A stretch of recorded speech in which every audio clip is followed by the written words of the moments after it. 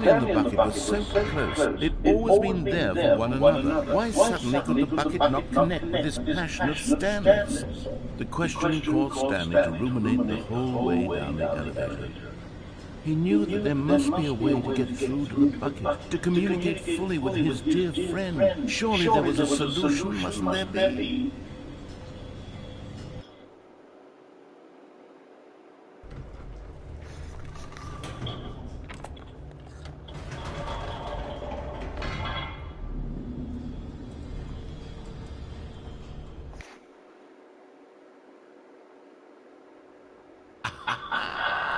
Stanley, I know what to do. I know how to fully express this feeling in my heart.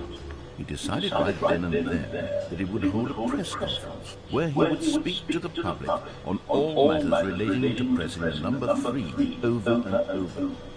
He would elaborate fully on what the number 3 meant to him and why he felt so alive when pressing it. Then the bucket would be able to see his joy through the eyes of others. It would get to see the world react to this discovery of Stanley's. And it would be through the public eye that the bucket would finally understand Stanley's work. For months he advertised and marketed his developing and rehearsing it until it couldn't be refined a single measure further. When the big day arrived, Stanley was as prepared as he'd ever been for anything in his life. This was it. One last chance to win the bucket over. One opportunity to share a true connection with a loved one. There was no one here.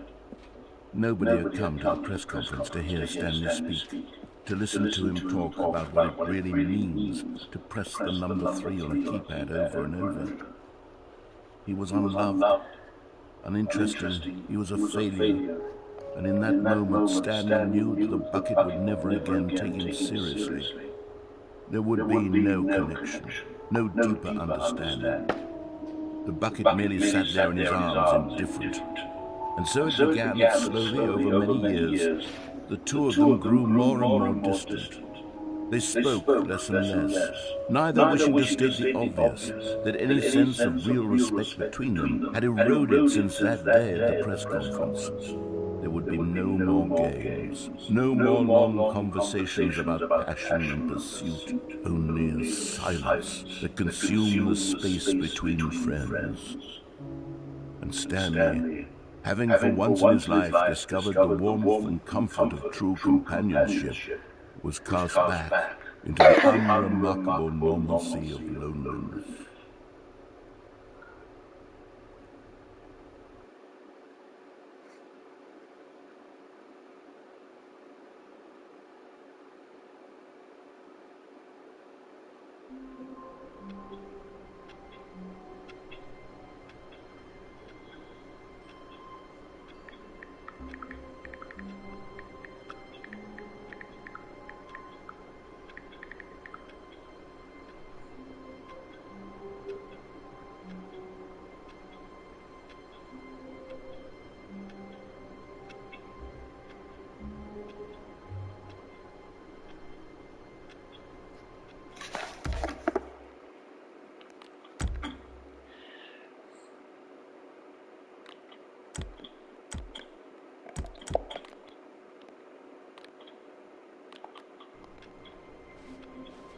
All of his co-workers were gone. What could it mean? Stanley decided to go to the meeting. Now this, Stanley thought to himself, this is a bucket. And indeed it was. Stanley clutched the bucket tightly to his... This was not the correct way to the meeting room, but Stanley had felt the bucket calling to him, telling him that the employee lounge was simply the place to be. And here it was. Had the bucket turned out to be correct? Was no, never mind. The bucket was wrong. Stanley took the door on his left to go back to the meeting room. No, said the bucket. don't go to the meeting room. Go somewhere else. The cargo lift, yes, go there.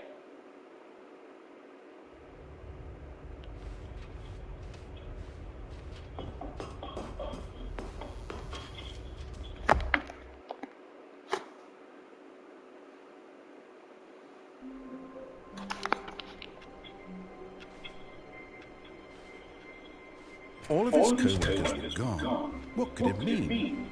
Stanley decided to go to the meeting room. Perhaps he had simply missed a memo.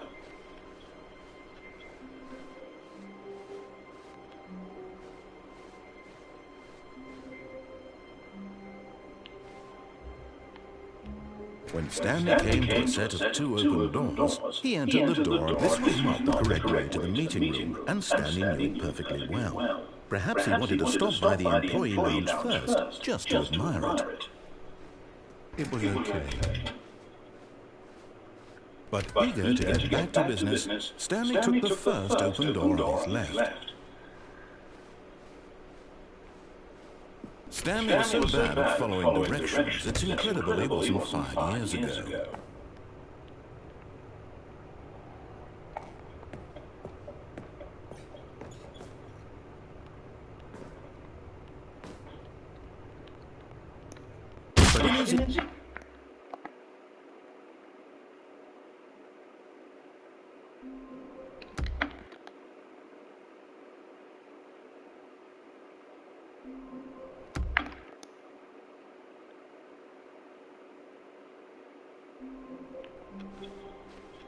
All of his co-workers were gone. What could it mean? Stanley decided to go to the meeting room. Finally, yes.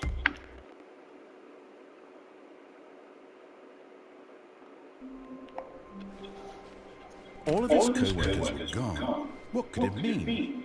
Stanley decided to go to the meeting room. Finally, yes. The bucket. Yes. I love that bucket. Stanley clutched the bucket tightly to his chest and entered the door on his left. Still no one was here.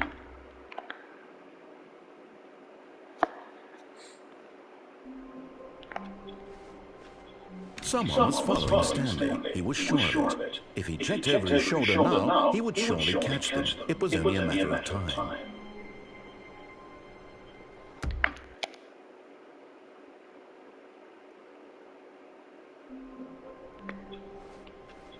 Wait, Stanley thought to himself.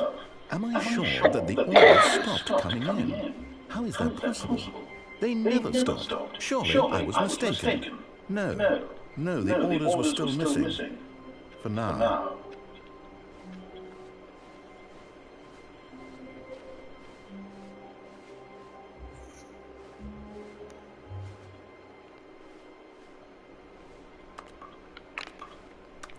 One man, one bucket, one chance to seize their destiny together.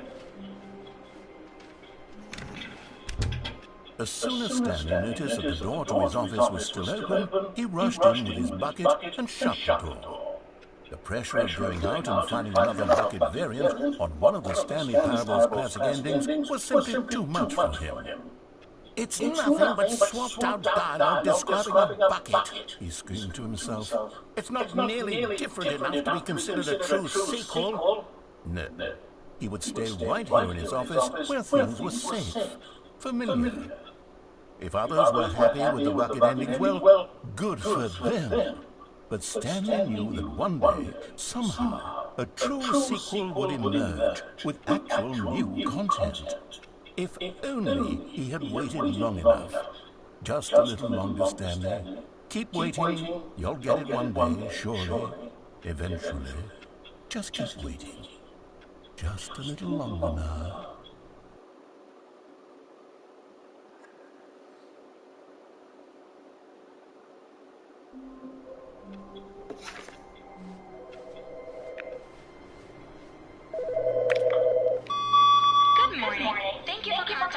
Future Happiness Foundation. We are confirming your shipment of 1,327 cardboard boxes to your place of work. Can you verify that this is correct? Excellent. Your order will arrive shortly. Thank you again for contacting the Future Happiness Foundation.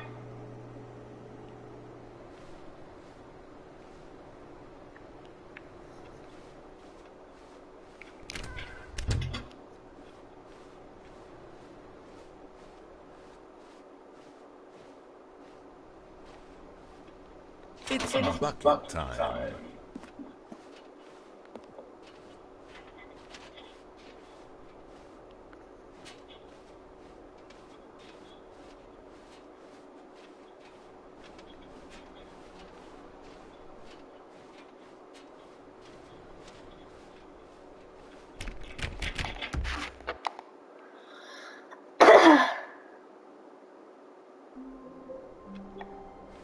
All of his co-workers were gone. What could it mean? Stanley decided to go to the meeting. When Stanley came to a set of two open doors, this was not the correct way to the meeting room, and Stanley knew it perfectly well. Perhaps he wanted to stop by the employee lounge first, just to admire it.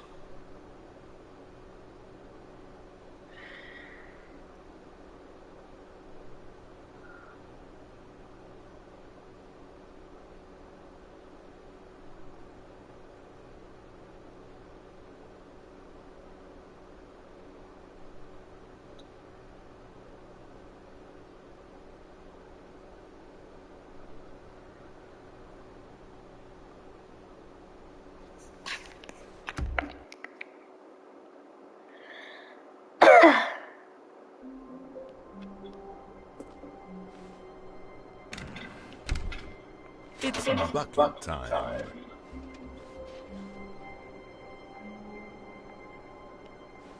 Stanley clutched the bucket tightly to his chest and entered the door on his left.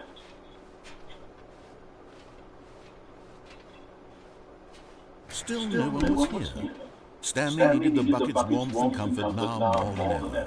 Perhaps his boss's office was where he'd find out. Coming to a staircase, Stanley and the bucket walked upstairs to the boss's office.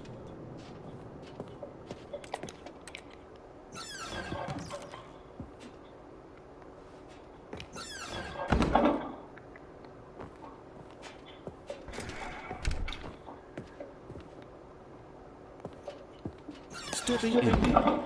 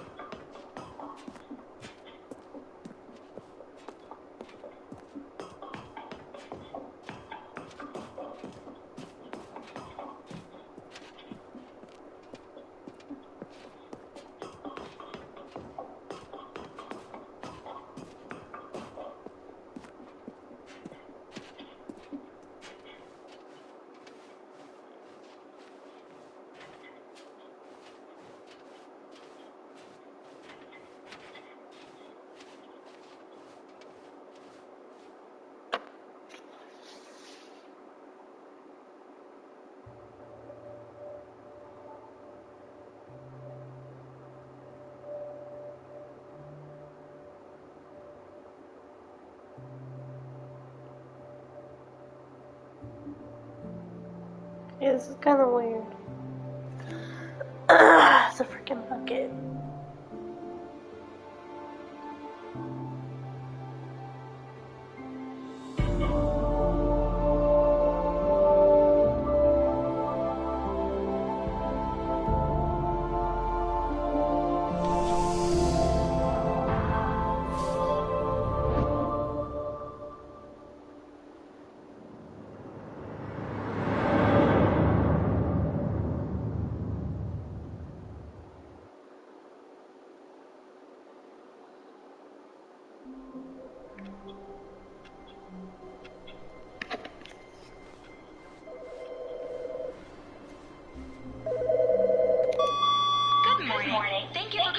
contacting Future Happiness Foundation.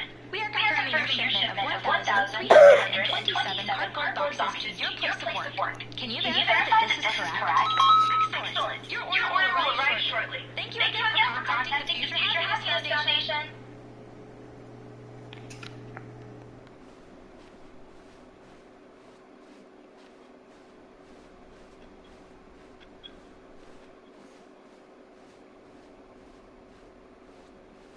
When Stanley came to a set of two open doors, he entered the door on his left.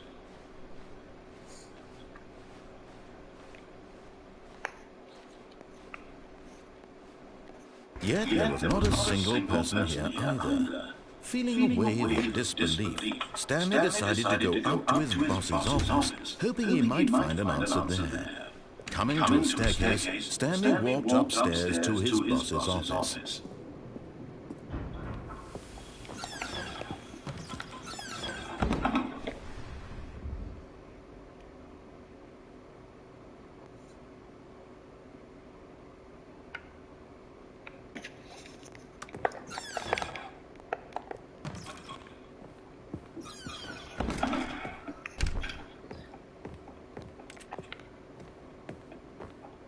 Here's the door, just go.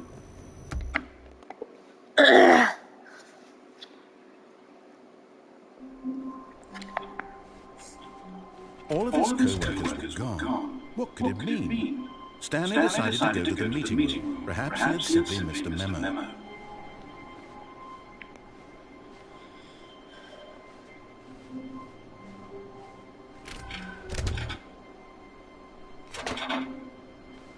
And try not to lose this one too, you dolt.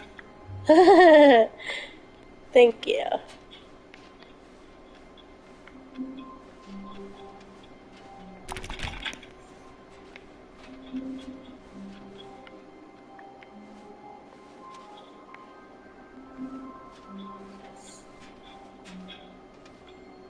Stanley clutched the bucket tightly to his chest and entered the door on his left. This was not the correct way to the meeting room, but Stanley had felt the bucket calling to him, telling him that the employee lounge was simply the place to be.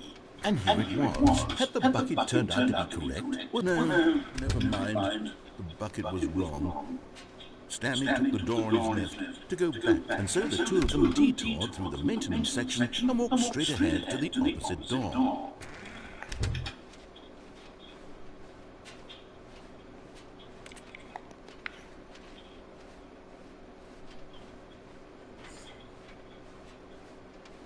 Still no one was here. Stanley needed the bucket's warmth and comfort now more than ever. Perhaps his boss's office was where he'd find answers. Coming to a staircase, Stanley and the bucket walked upstairs to the boss's office.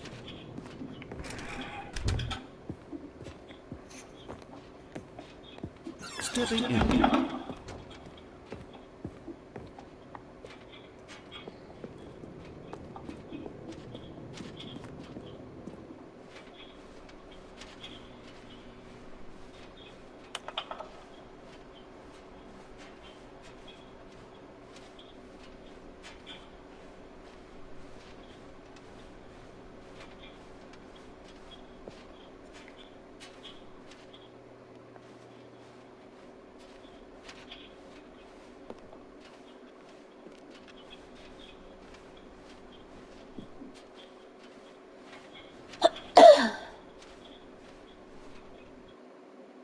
I'm gonna lose this one on purpose and see what happens.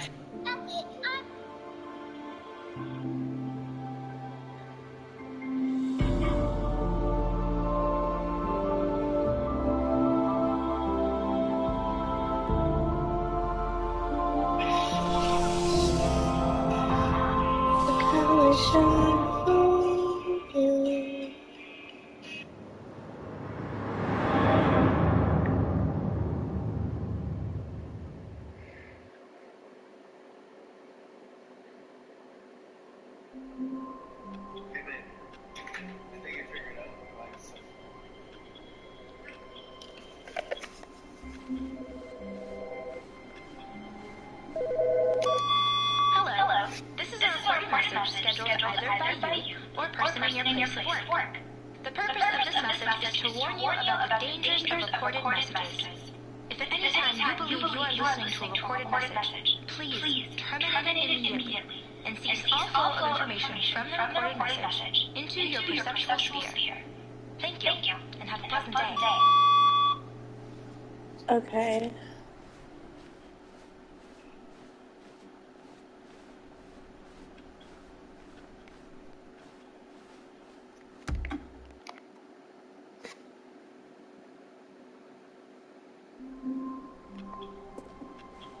All of his co-workers were gone. What could it mean? Stanley decided to go to the meeting room. Perhaps he had simply missed a memo. And try not to lose this one too, you dolt. Stanley tucked the bucket tightly to his chest and entered the door on his left.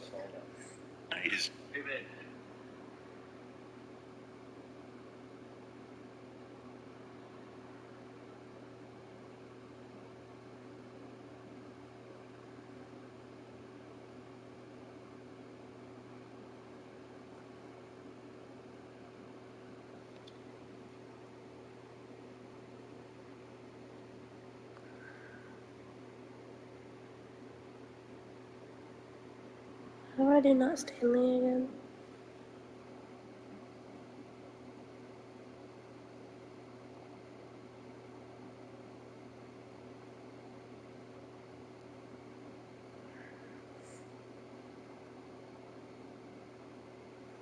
Okay. This was not the correct way to the meeting room, but Stanley had felt the bucket calling to him, telling him that the employee lounge was simply the place to be. And here it was. Had the bucket turned out to be correct? No, never mind. The bucket was wrong. Stanley took the door on his left to go back to the meeting room. No, said the bucket. don't go to the meeting room. Go somewhere else. A cargo lift. Good, said the bucket. Now ride the lift all the way to the top. There's something up there I need you to do. Stanley did not question why or how this bucket was speaking to him. It should have alarmed him, of course, because buckets can't talk. But Stanley chose not to think about this obvious fact.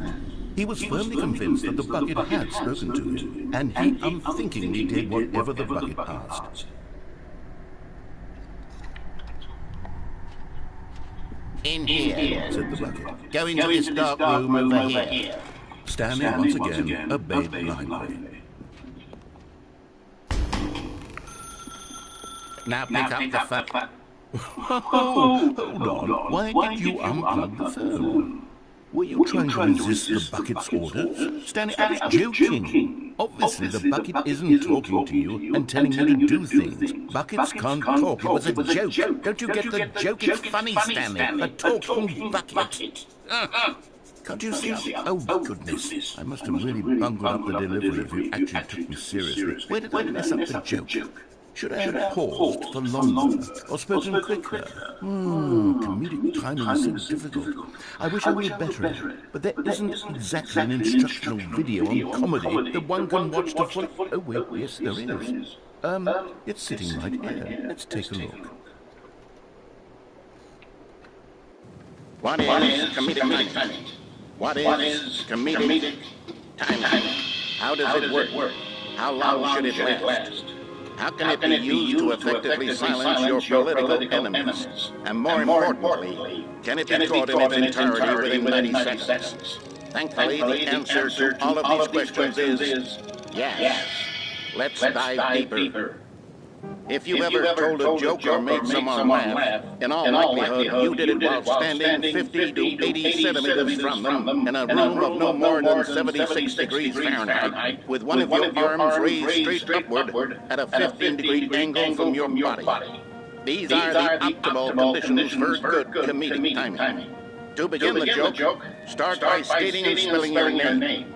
Next, provide a brief synopsis of the joke, including the specific times at which the recipient of the joke will laugh, and then spell out your name a second time. With these steps complete, it's time to begin the humor. Speak the entire joke in no more than 18 seconds and no less than 13 and a half, pausing only for bathroom breaks when necessary. When the joke has concluded, it is customary to inform your listener that the joke is over by declaring in your loudest possible voice, "I'm Dunny with the funny." Let's practice screaming, "I'm Dunny with the funny" now.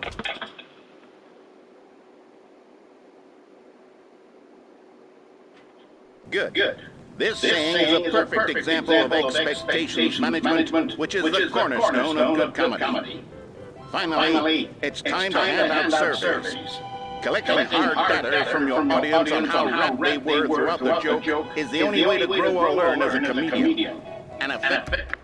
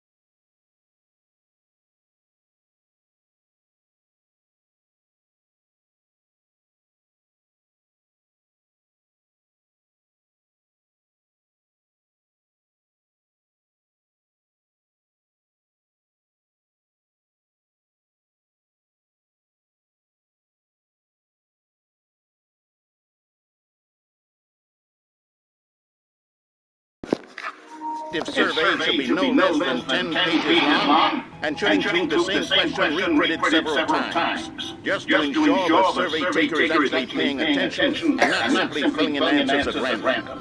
And that's all there is. With these strategies at your disposal, you'll have audiences double over in laughter and even triple over in laughter in no time at all. Just remember to let them stop laughing at some point, you gut-busting little scam. After all, with each of us needed on the front lines of the war to fight the 12-legged invader who threatened our very existence, and who very likely die in a hailstorm of bullets and mandibles. All of us must be prepared to give our lives to this noble cause, just as our children must go after us, and their children after them. Godspeed, and may Earth reign supreme. Hey, goodness, this video is a little outdated, isn't it? Well, no matter. I think the fundamentals of proper comedic timing are still as relevant today as they were back then. So with that in mind, I believe the only way forward is for us to return to the two doors and walk through all of this again, so I can try telling my story with more appropriate comedic delivery. Come along, let's head back.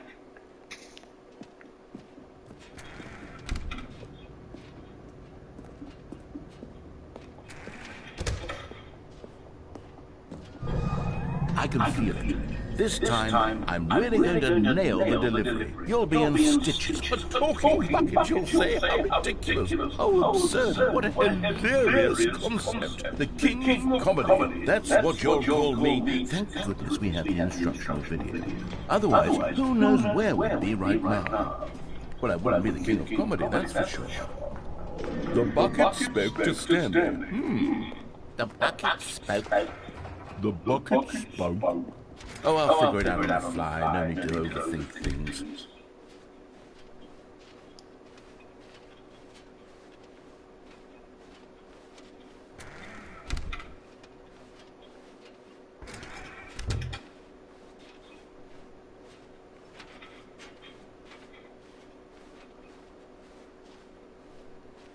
Here we go.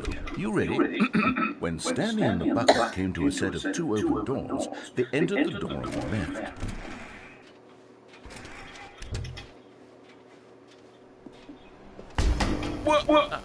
We're back at the phone already. No, what's going on? There was supposed to be several rooms leading up to this. There was supposed to be a build-up to this point, a dramatic display of remarkable comedic wit which culminates in this scene with the phone. But now the timing is completely off.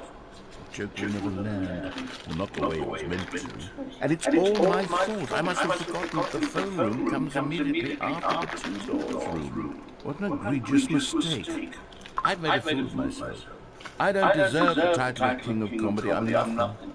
I'm not even a low-level joke-telling. Well, I think I need to go back and rewatch that instructional video again. Yes, surely that will help me improve my...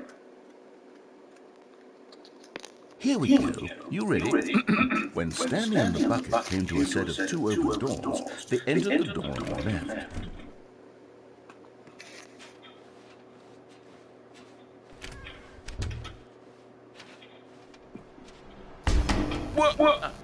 We're back at the phone already. No. Here we go. You ready? When Stanley and the bucket came to a set of two open doors, they entered the door on the left.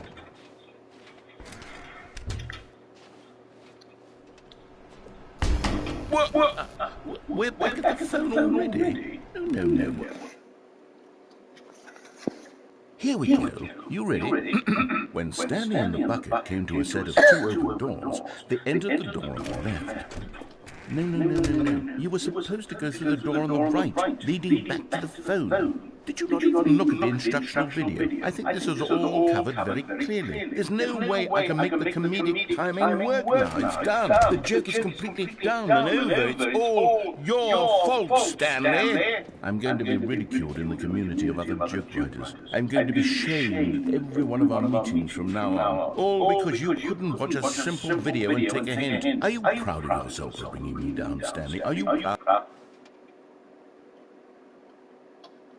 Stanley, you know about it so much as like you do. It It's as though all of your other most prized possessions pale in comparison. Yes. Well, let me try that again, Stanley. I heard that you are pale in shade over how madly in love with a bucket you are. No? Still not? Is it the delivery? Pale shade. Pale shade. Pale. What's another word to describe a bucket? Stanley, this bucket is so mental. I think I saw it playing guitar. No. Getting away from making fun of Stanley's obsession with the bucket becomes the whole point of this. I'm not good at these jokes. I need more instructional videos. That's exactly what it is. That's what will make me the king of comedy again. More instructional videos. Let's see.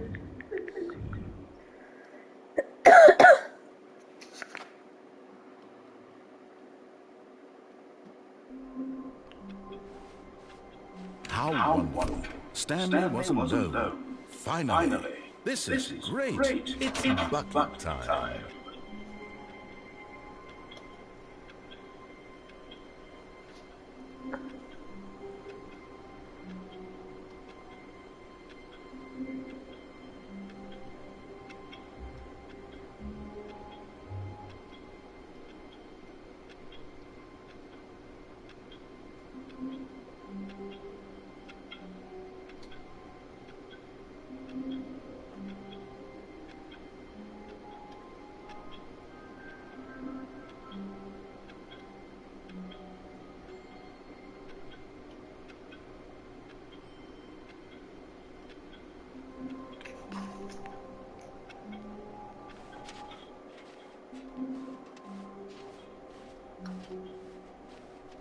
Stanley clutched the bucket tightly to his chest and entered the door on his left.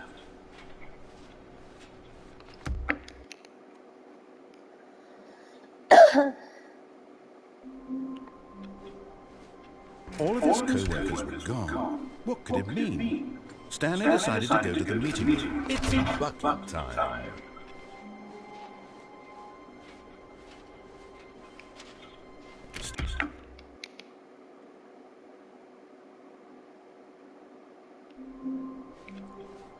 All of his co-workers were gone. What could it mean? Stanley decided to go to the meeting room. It's bucket time.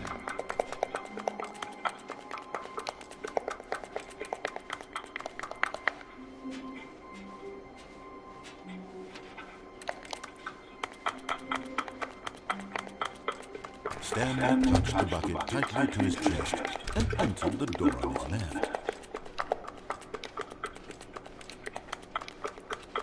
Still no one was here. Stanley needed the bucket's warmth and comfort now more than ever. Perhaps his boss's office was where he'd find. Coming to a staircase, Stanley and the bucket walked upstairs to the boss's office.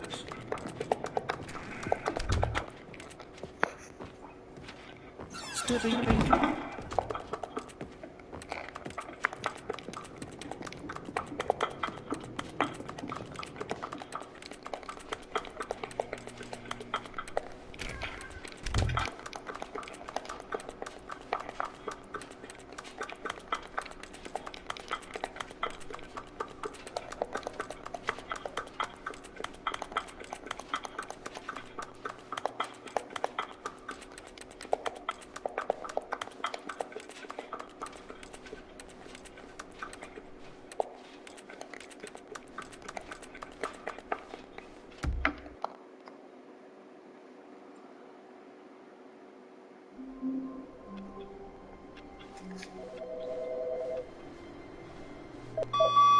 Good morning. Thank you for contacting the Future Happiness Foundation.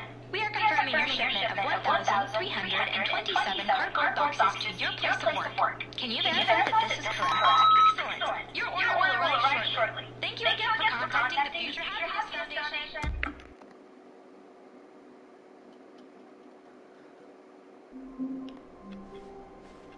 All of his co-workers were gone. What could it mean? Stanley decided to go to the meeting room. Perhaps he had simply missed a message. It's bucket time.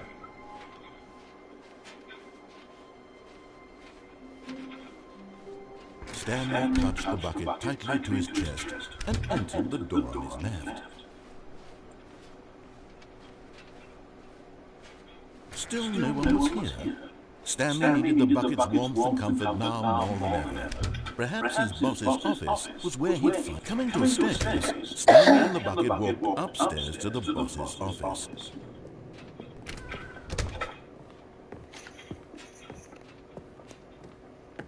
Stepping in.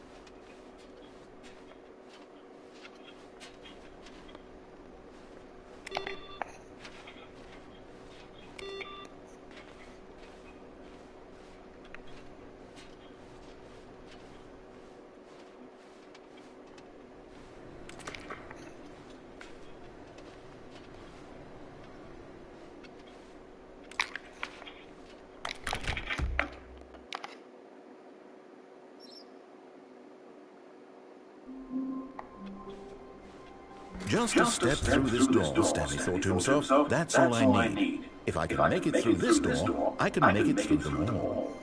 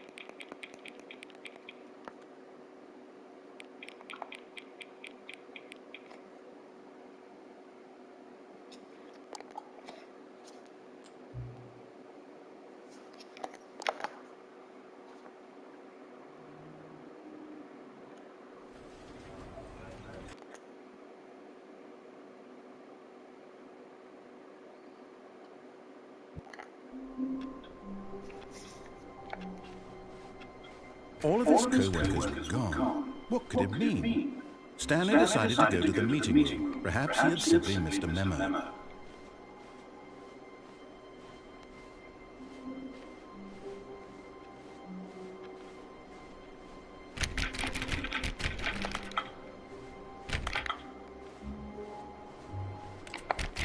Oh, please. Are you really just doing this for the trophy? Click a door 5 times? Is that all you think a trophy is worth? No. I can't just give these merits away for such little effort and measly 5 clicks.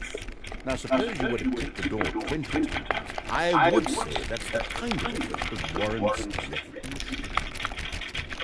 I have to say, I'm still not feeling the satisfaction of witnessing true effort for a noble cause. Perhaps 50 clicks will do it. Yes, almost certainly 50 clicks.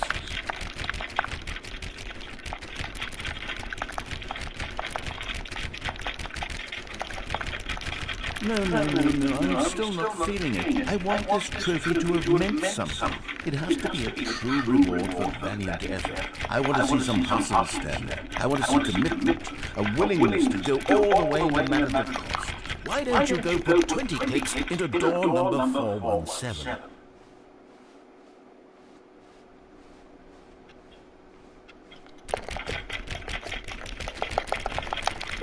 Great. Now, go click a few times on door 437.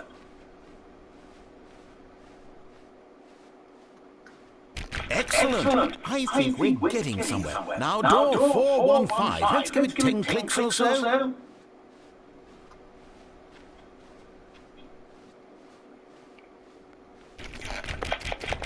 Now, back to door number 437.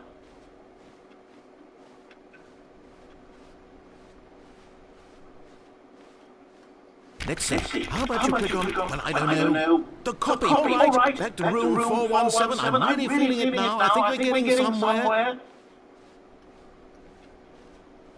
Okay. Now go climb on employee 419's desk.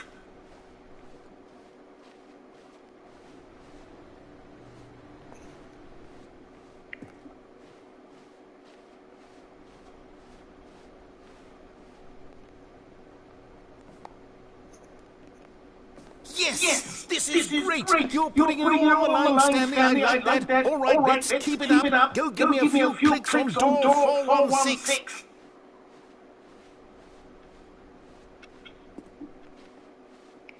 We've almost got it. Now the copy machine, do that one again. Finish it up, Stanley. 5 clicks on door. Yes, we did it. Oh, wow. That felt amazing. Oh, you really earned it, Stanley. Nothing could hold you back. Yes, I'm very proud of how far we've come today.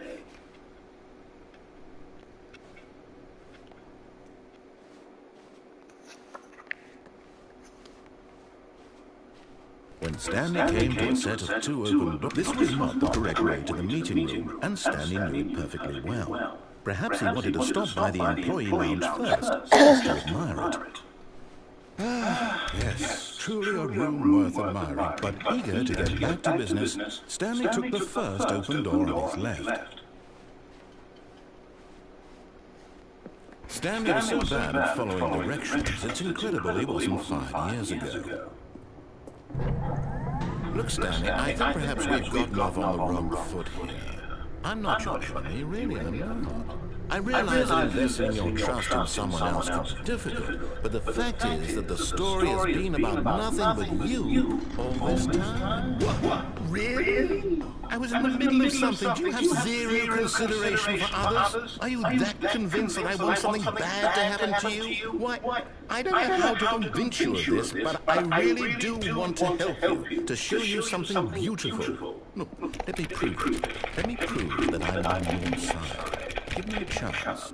Now listen carefully, this is important. Stanley walked through the red door. Perhaps you misunderstood. Stanley walked through the red door. I still don't think we're communicating properly. Stanley walked through the red. All right, fine, go ahead, Stanley. You want to know so badly what's out there? You want to find out what lies at the end of this road you've chosen? Well, don't let me stop you. You see? There's nothing here. I haven't even finished building this section of the map, because you were never supposed to be here in the first place. Broken rooms, exposed developer textures. Is this what you had wanted? Was it worth ruining the entire story I'd written out specifically for you?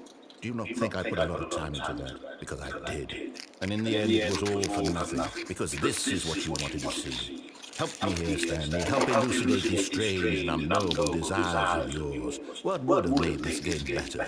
What did you want to see? Vehicles? Skill trees? Work with me. You've given me absolutely nothing so far. Tell you what. Let me take a stab in the dark at a new design, and you can give me some feedback.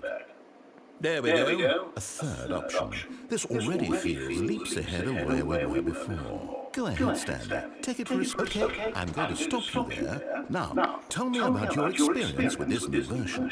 Would you say that the game benefited from allowing you more choices? Feel free to be honest. I'm looking for some real critical feedback here. Aha! You see, I knew I was onto something. Where do these flashes of inspiration come from? How did I know the game needed a third door? Well, it's instinct mostly, a calling in your gut. I really couldn't say where the idea came from, except that I felt it in my soul. You can't teach that, Stanley. Don't even try. Here, based on the data from your previous playthrough, I've compiled a new version. And to be perfectly candid, I think I've knocked it out of the park with this one. Let's take a look.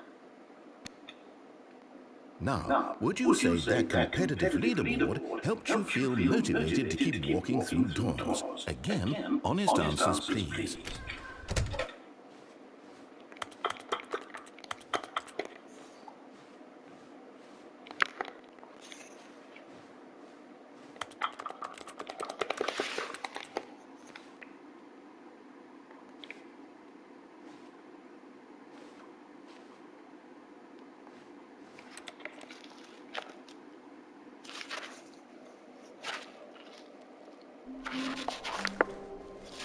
All of his co-workers were gone. What could it mean?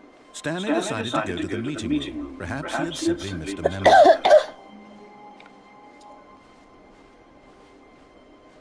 When Stanley came to a set of two open doors, this was not the correct way to the meeting room, and Stanley knew it perfectly well. Perhaps he wanted to stop by the employee lounge first, just to admire it.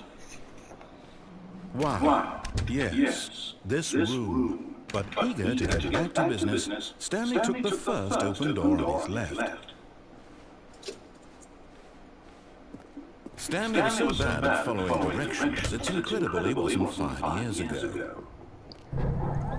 Look, Stanley, I think perhaps we've gotten off on the wrong foot here. I'm not your enemy, really, I'm not. I realize that investing your trust in someone else can be difficult, but the fact is that the story is... What? Really? I was in the middle of something. Do you have zero consideration for others? Are you that convinced that I want something bad to happen to you? Why, I don't know how to convince you of this, but I really do want to help you, to show you something beautiful. Look, let me prove it. Let me prove that I'm on your side. Give me a chance. Now listen carefully, this is important. Stanley walked through the red door. Aha, perhaps you misunderstood. Stanley walked through the red door. I still don't think we're communicating properly. Stanley walked... All right, fine, go ahead, Stanley. You want to know so badly what's out there? You want to find out what lies at the end of this road you've chosen? Well, don't let me stop you. You see? There's nothing here. I haven't even finished loading this section of the map, because you were never supposed to be here in the first place. Broken rooms, exposed developer textures. Is this what you'd wanted? Was it worth ruining the entire story I'd written out specifically for you? Yes. Do not think I put a lot of time into that, because I did. And in the end, it was all for nothing, because this is what you wanted to see. Help me here, Stanley. Help elucidate these strange and unknowable desires of yours. What would have made this game better? What did you want to see? Vehicles? Skill trees? Work with me. You've given me absolutely nothing so far. Tell you what, let me take a stab in the dark at a new design, and you can give me some feedback. There we go. A third option. This already feels leaps ahead of where we were before. Okay, I'm going to stop you there. Now, tell me about your experience with this new version. Would you say that the game benefited from allowing you more choices? Feel free to be honest. I'm looking for some real critical feedback here. Aha! You see, I knew I was onto something. Where do these flashes of inspiration come from? How did I know the game needed a third door? Well, it's instinct mostly, a calling in your gut. I really couldn't say where the idea came from, except that I felt it in my soul. You can't teach that, Stanley. Don't even try. Here, based on the data from your previous playthrough, I've compiled a new version. And to be perfectly candid, I think I've knocked it out of the park with this one. Let's take a look.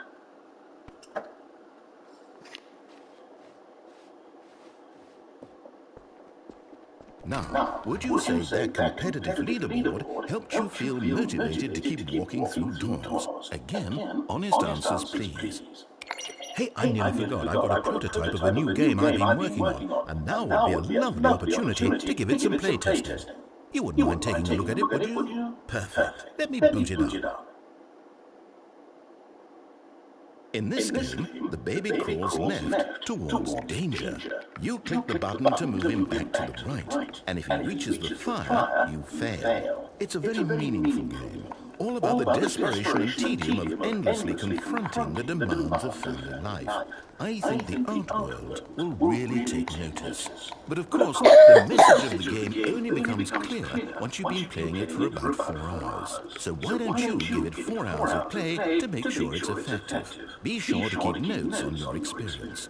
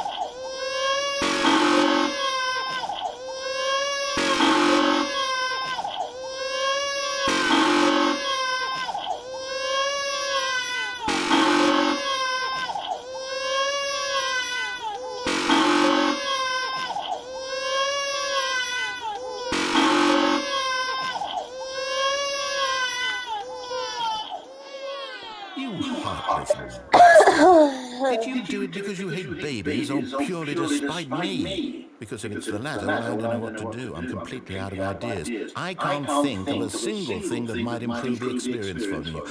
I'm not even going to try. I'm out, I'm done. It's over. Thank you for playing. Your input was extremely valuable. Oh, hey, since my game was so awful, why don't we play someone else's game, just to ease the pain? Let's see. What do we have here? Yes, this seems like it'll work. Let's give it a shot.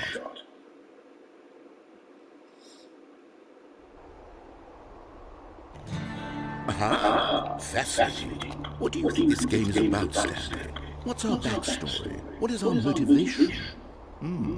It's Firewatch. It's obvious to me that you are meant to play as a creepy man spying on innocent civilians below you from up high in your creep tower. Perhaps for No, I'm not supposed to be a creepy man. I'm supposed to be Fire Tower. Yes, that must be it.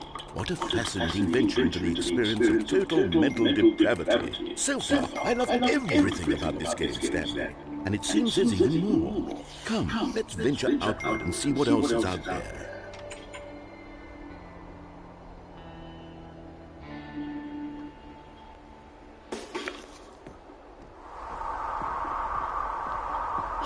It's supposed to be Fire Tower.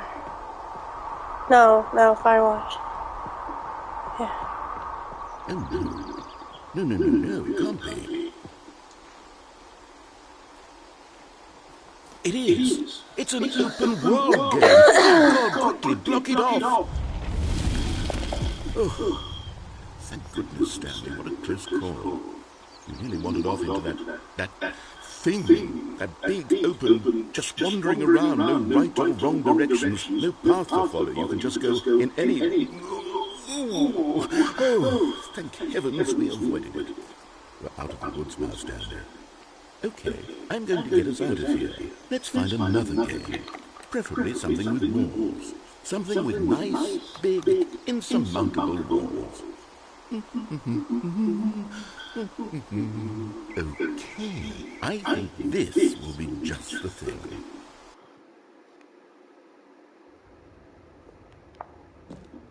Wonderful. See, this is exactly what I had in mind. Just a nice big box for you to run around in. There isn't any possibility that you could get lost here. Now this is game design. Stanley, if you manage to get lost in this game, I will be phenomenally impressed. Okay, so what exactly do we do here? Let's see. There are lots of cars here in the back, but obviously there's no racetrack. Okay, I'm seeing that there's a ball of some kind back here. Is this game sports ball? Stanley, I think it's sports ball. Oh, what fun. We shall run the bases and do a touchdown together. Yeah, I think surely we must. Okay, Stanley, here's the ball. Have fun.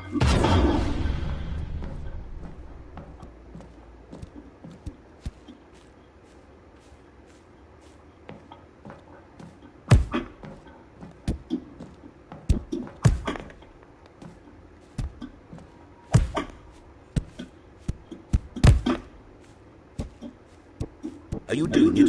Are you winning? Is this fun? Is it better than my miserable little story that I worked so hard on?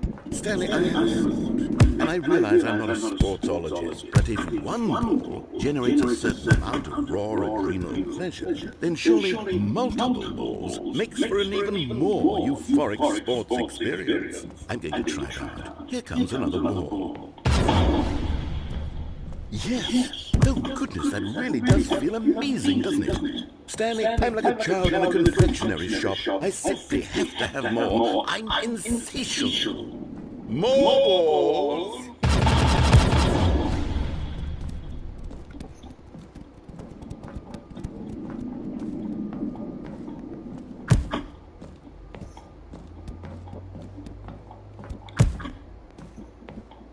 Are you enjoying this, Stanley? Are you having fun? Is this a real video game? Well, I sure hope you're having a good time, because guess what? It's over. That's right. Your little fun comes to an end. This is my game, and what I say goes. You get to have fun when I let you, Stanley. Besides, you need someone like me to set boundaries for you. Without rules or boundaries, video games are nothing. Yes, that's what I am. I am structure. I'm your sense of purpose. And since you decided you didn't want to play my game, now I don't want to play with you either. So, goodbye, Stanley. I'm leaving. See how you like it when I'm not around to set the rules. Somehow, I don't think you'll enjoy it as much. But who knows? You're an inventive kid. You'll come up with something. After all, you're the one who knows best. Take care, Stanley.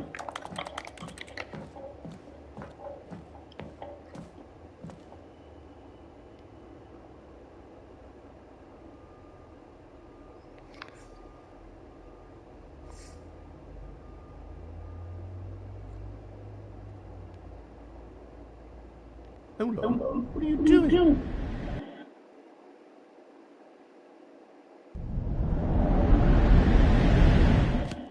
Stanley, don't do that. I can't follow you there. I can't help you.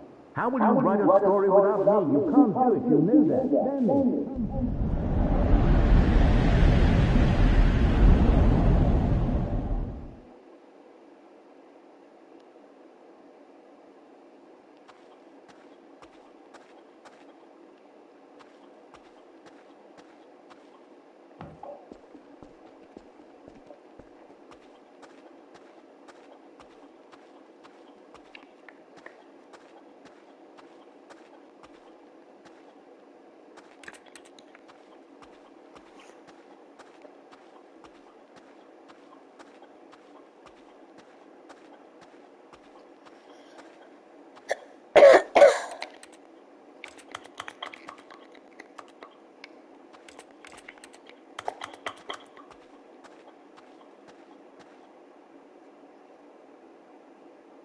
I wonder what he found. If what he wanted was to be the leading man in his own story, well, perhaps he's gotten it. Down in wherever he is right now. I wonder if he's happy with his choice, and if he's learned the heavy cost that comes with it. He'll understand soon what I was trying to tell him. He needs me. Someone who will wrap everything up in the end to make sense out of the chaos and the fear and the confusion. That's who I am. That is what I mean to this world. Oh, yes. Yes, I'll be back. There's no other way. Once this ends, after it all comes to a close, then I'll be back. The end will be here soon. Very soon. I can wait.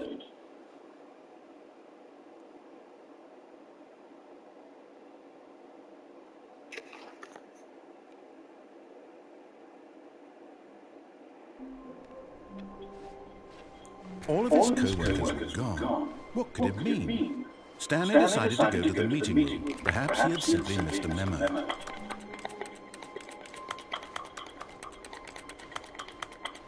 When Stanley came to a set of two open doors, this was not the correct way to the meeting room, and Stanley knew it perfectly well. Perhaps he wanted to stop by the employee lounge first, just to admire it.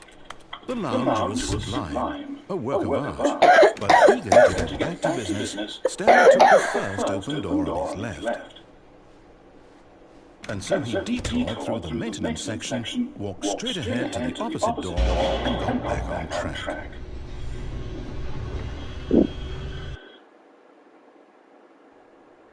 But Stanley didn't want to go back to the office. He wanted to wander about and get even further off track. So now in order to get back, he needed to go,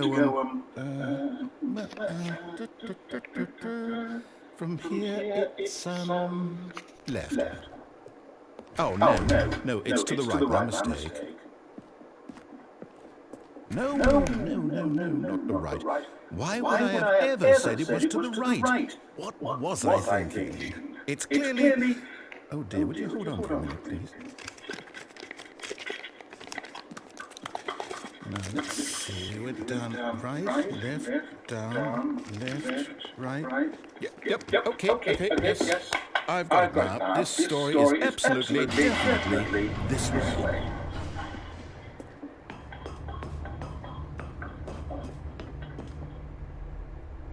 No. This isn't right at all. You're not supposed to be here yet. This is all a spoiler. Quick, Stanley, close your eyes. Okay. We just have to get back to, who am I kidding? It's all rubbish now. The whole story completely unusable. How about, rather than waste my time trying to salvage this nonsense, we'll just restart the game from the beginning. And this time, suppose we don't wander so far off track. Okay, from the top.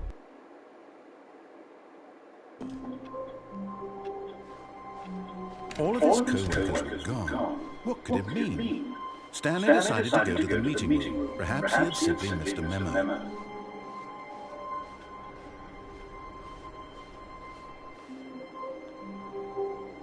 When Stanley... Wait, what?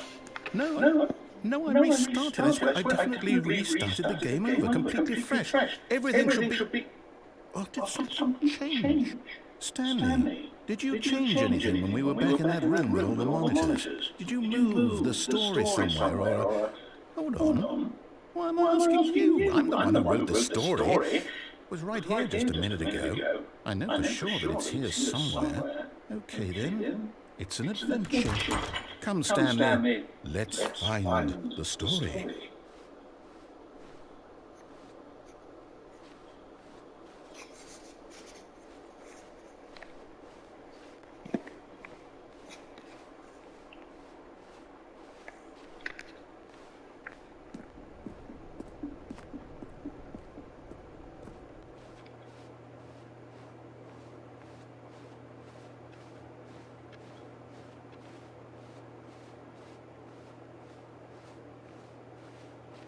I'll say it. This is the worst adventure I've ever been on. I can promise you there definitely was a story here before. Do we need to restart the game again? Well, I find it unlikely that we'll ever progress by starting over and over again, but it's got to be better than this. Okay, let's give it a shot. Why not?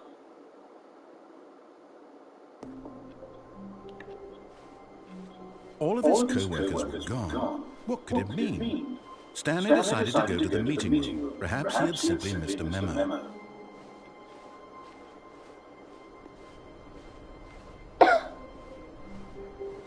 Okay, it's worse. I might be remembering this wrong. It's possible the story is back where we just came from. Why don't we go back the other direction and see if we missed anything?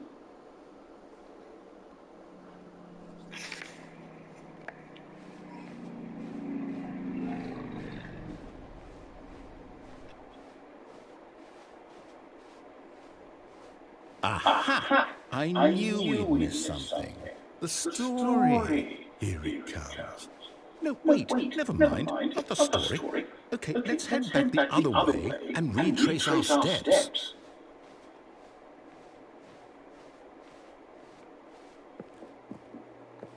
Now this... Well, I'll be honest, I don't recognize this place at all. Is this the story? I don't think so. I can't quite recall, but I believe my story took place in an office building. Is that correct? Do you remember, Stanley? Well, do you know what? Since I've completely forgotten what we were supposed to be doing, how about this? You win! Congratulations! I know you put in a lot of hard work, and it really paid off, so good job. Oh, no, I don't feel right about this at all. We both know you didn't put in any actual work for that win. Some people win fair and square, and this was not one of those situations. Okay? I'm getting weirded out by whatever this place is. I don't care what might happen this time. I have to restart.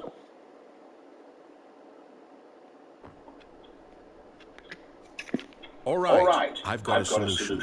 This time, to make sure we don't get lost, I've employed the help of the Stanley Parable Adventure Line. Just follow the line. How simple is that?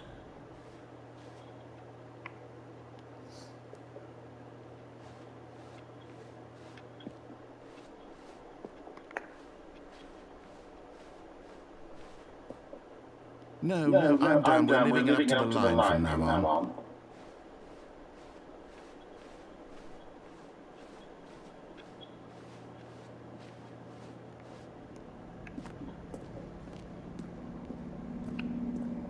You see? The line knows where the story is. It's over in this direction. Onward, Stanley, to destiny. Though, here's a thought.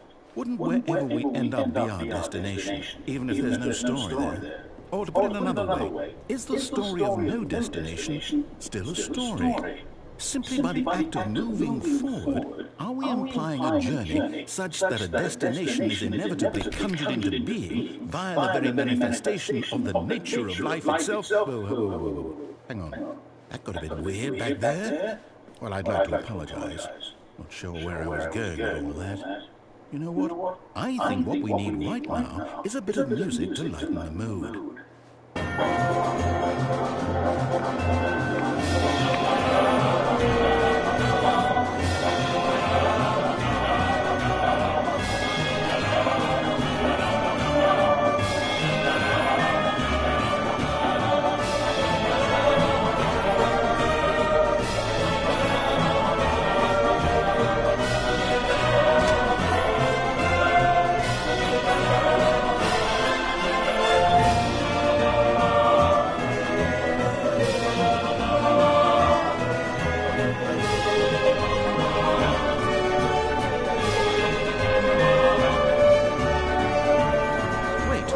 Music. Go back and look at that fern. Stanley, this fern will be very important later in the story. Make sure you study it closely and remember it carefully. You won't want to miss anything.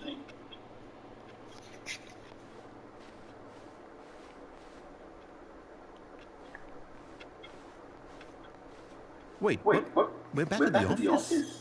No. Line, you do know we're looking for the Stanley Parable, right? The story? Is any of this ringing a bell?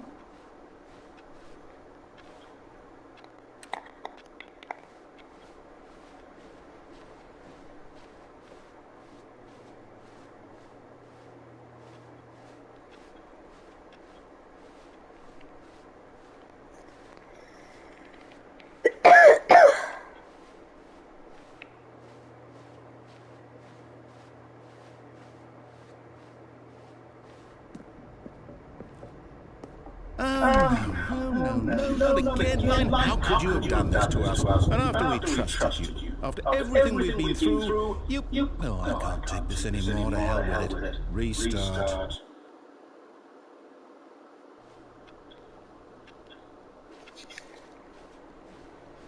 You know what, Stanley? I say forget the adventure line. What's it ever done for us? We're intelligent people, right? Why can't we make up our own story? Something exciting, daring, mysterious. Ooh, this all sounds perfectly doable. Why don't we simply start wandering in, well, I don't know. How about this direction?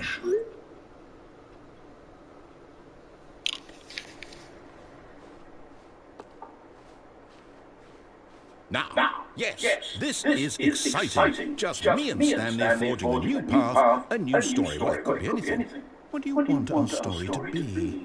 Go wild. Use your imagination. Whatever it might be, Stanley, I'm ready for it.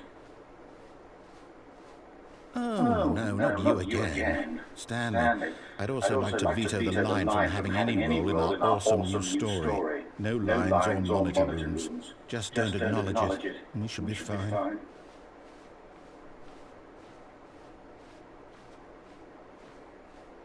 A choice. We get to make a decision. From here, the story is in our control. How important we mustn't squander the opportunity. In fact, I believe I need a minute to think here. Just walk in circles for a minute.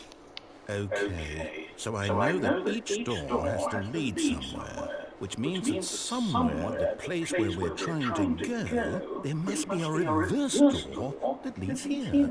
And that in turn means that our destination corresponds with that counter-inverted reverse door's origin. So starting from the right, let us ask, will taking the right door lead us to where we're going? And since the answer is clearly yes, then by all accounts, the door on the right is the correct one. Another victory for logic. Come, Stanley, our destiny awaits. Oh, hold on, what's this? The confusion ending. You're telling me that's what this is? It's all one giant ending? And we're supposed to restart the game eight times? That's really how all this goes? It's all determined? So now, according to the schedule, I restart again. Then what? Am I just supposed to forget? Well, what if I don't want to forget? My mind goes blank simply because it's written here on this thing, wall. Well, who consulted me? Why don't I get to decide? Why don't I get a say in all of this? Is it really? No, it can't be. I don't want it to be. I don't want the game to keep restarting. I don't want to forget what's going on. I don't want to be trapped like this. I won't restart the game. I won't do it. I won't do it. I won't do it. And the timer stopped. Does that mean, did we do it? Did we break the cycle? The, whatever it is that made this schedule? How would we even know? Will someone come for us? Will something happen? So, okay. I guess now we just wait, you know. I suppose in some way that this is a kind of story, wouldn't you agree? I'm not quite sure if we're in the destination or the journey, though they're always saying that life is about the journey and not the destination. So I hope that's where we are right now. We'll find out, won't we? Eventually. Well, in the meantime, if you...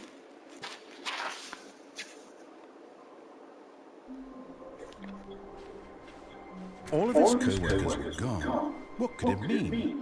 Stanley decided to go to the meeting room. Perhaps he had simply missed a memo.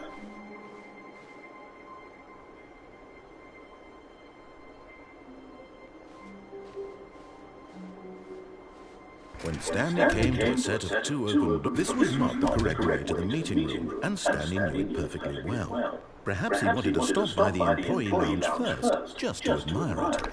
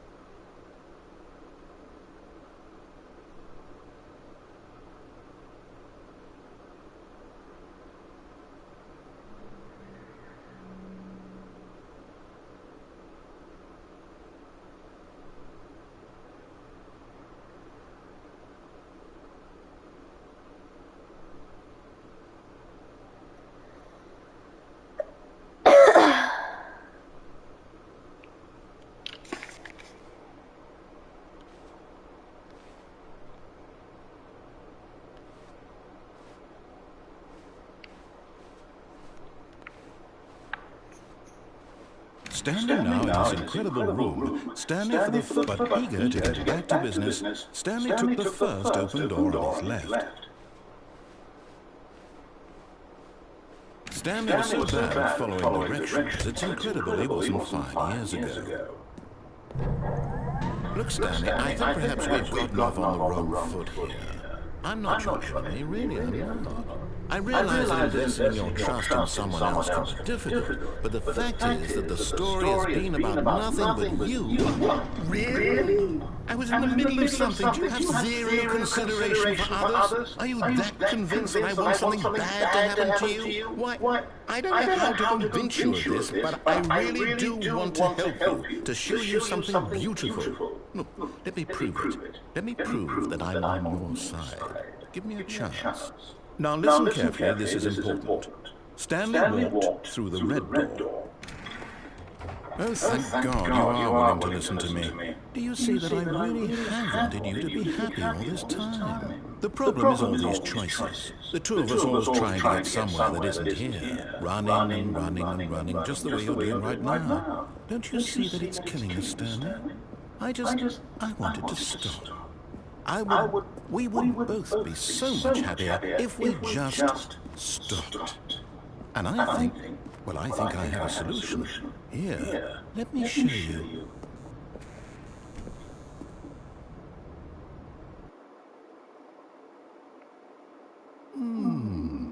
What do we want? What are we looking for? Here. Yes. Oh, it's beautiful, isn't it? If we just stay right here, right in this moment with this place, Stanley, I think, no, wait, where are you going? Oh, no. Stay away from those stairs. If you hurt yourself, if you die, the game will reset. We'll lose all of this. Please, no, Stanley, let me stay here. Don't take this from me. Please, Stanley, no! Oh, no, what are you doing, Stanley? Please, I'm asking you not to take this away from me. I can't go back to what I was before. If you die, we'll both go back. Why are you doing this? Stanley, let's go back to the other room. Can you do that for my car? Is this really how much you dislike my game? That you'll throw yourself from this platform over and over to be rid of it? You are literally willing to kill yourself to keep me from being happy. Am I reading the situation correctly?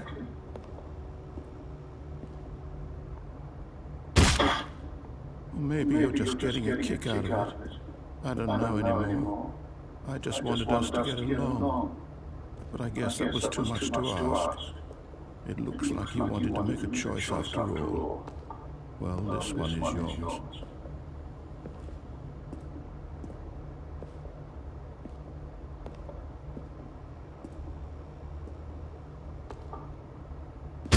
Is it over?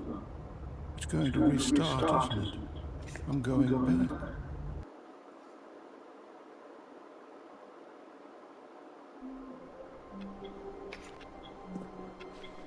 Even now, Stanley's office was a distant memory. What did it look like? There was a computer, perhaps, and a painting. Was it a painting or a photo? He could no longer recall. Oh, new content? What does that mean, new content?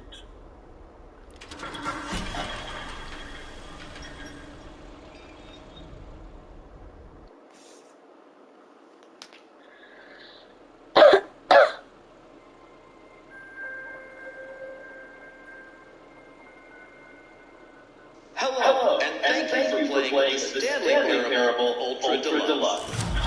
As you may know, the Stanley Parable was a video game released in 2013 on home computers.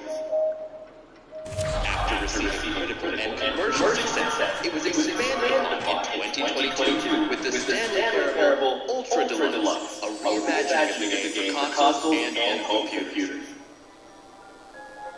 The Stanley Parable Ultra Deluxe features exciting new content that broadens and expands the world of the Stanley Parable, delighting audiences the world over. Please, step inside and see what thrilling new adventures await in the Stanley Parable Ultra Deluxe. Oh, well, this sounds delightful. I'm very excited to see the thrilling new Ultra Deluxe content. Okay, so far it's an elevator. Nothing special here. I'm sure it's just the beginning of a mesmerizing adventure.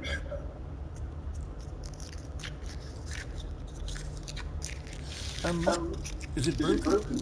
What's going on here? Should we be moving somewhere? Oh, here we go.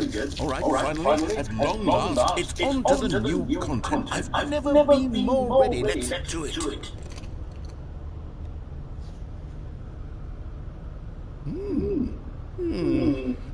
I have to say, initial impressions of Stanley Parable Ultra Deluxe, mostly tedious.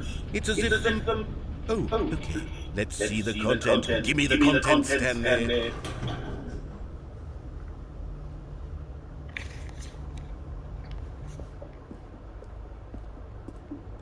All right, let's see it. The jump circle?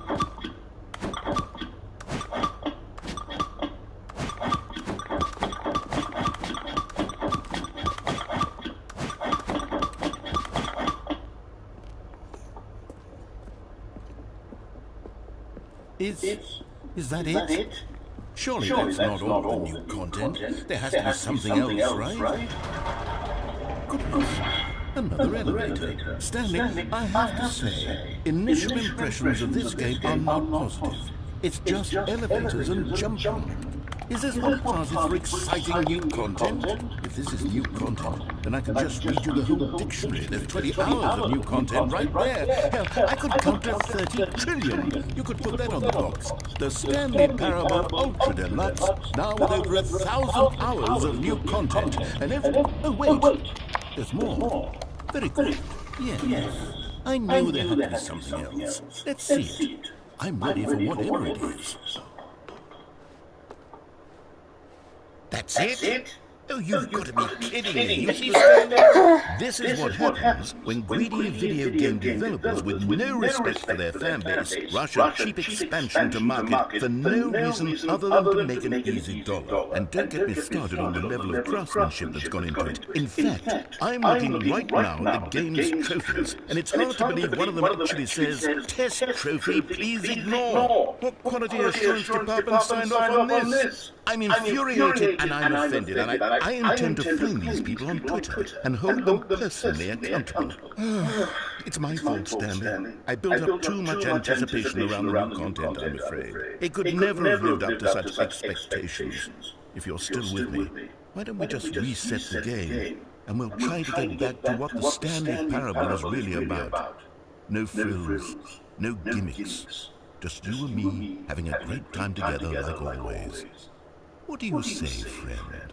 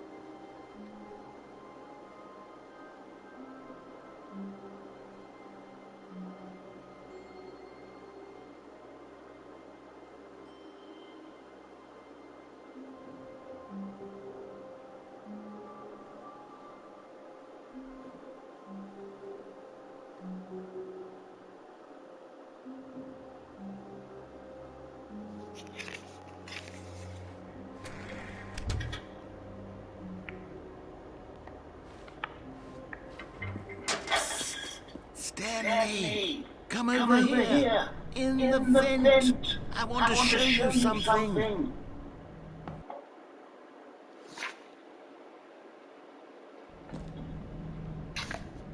Okay, you remember how cheap and unsatisfying the new Ultra Deluxe content turned out to be? Well, it got me thinking about the past, and how much better the Stanley Parable used to be. So I made something special and tucked it away here where the game's developers won't find it.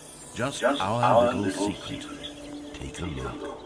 I call it the Memory Zone. It's where I've been storing all my favorite memories so I can relive the peak experiences of my life whenever I want. Experiences like the launch of the Stanley Parable on PC. You see, Stanley, doesn't the Memory Zone remind you of how wonderful Stanley Parable was before it was sullied with oblivion?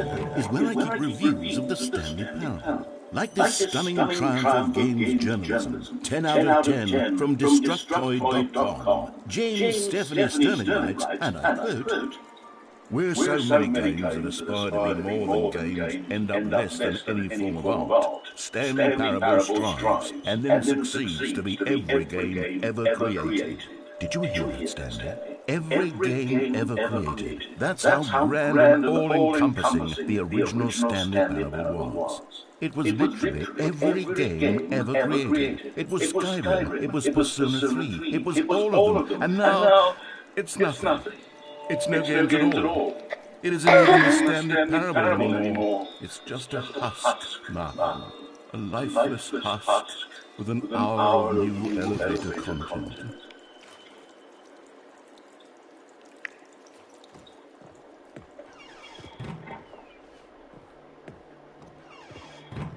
Here's another moving passage, this time from GameSpot.com.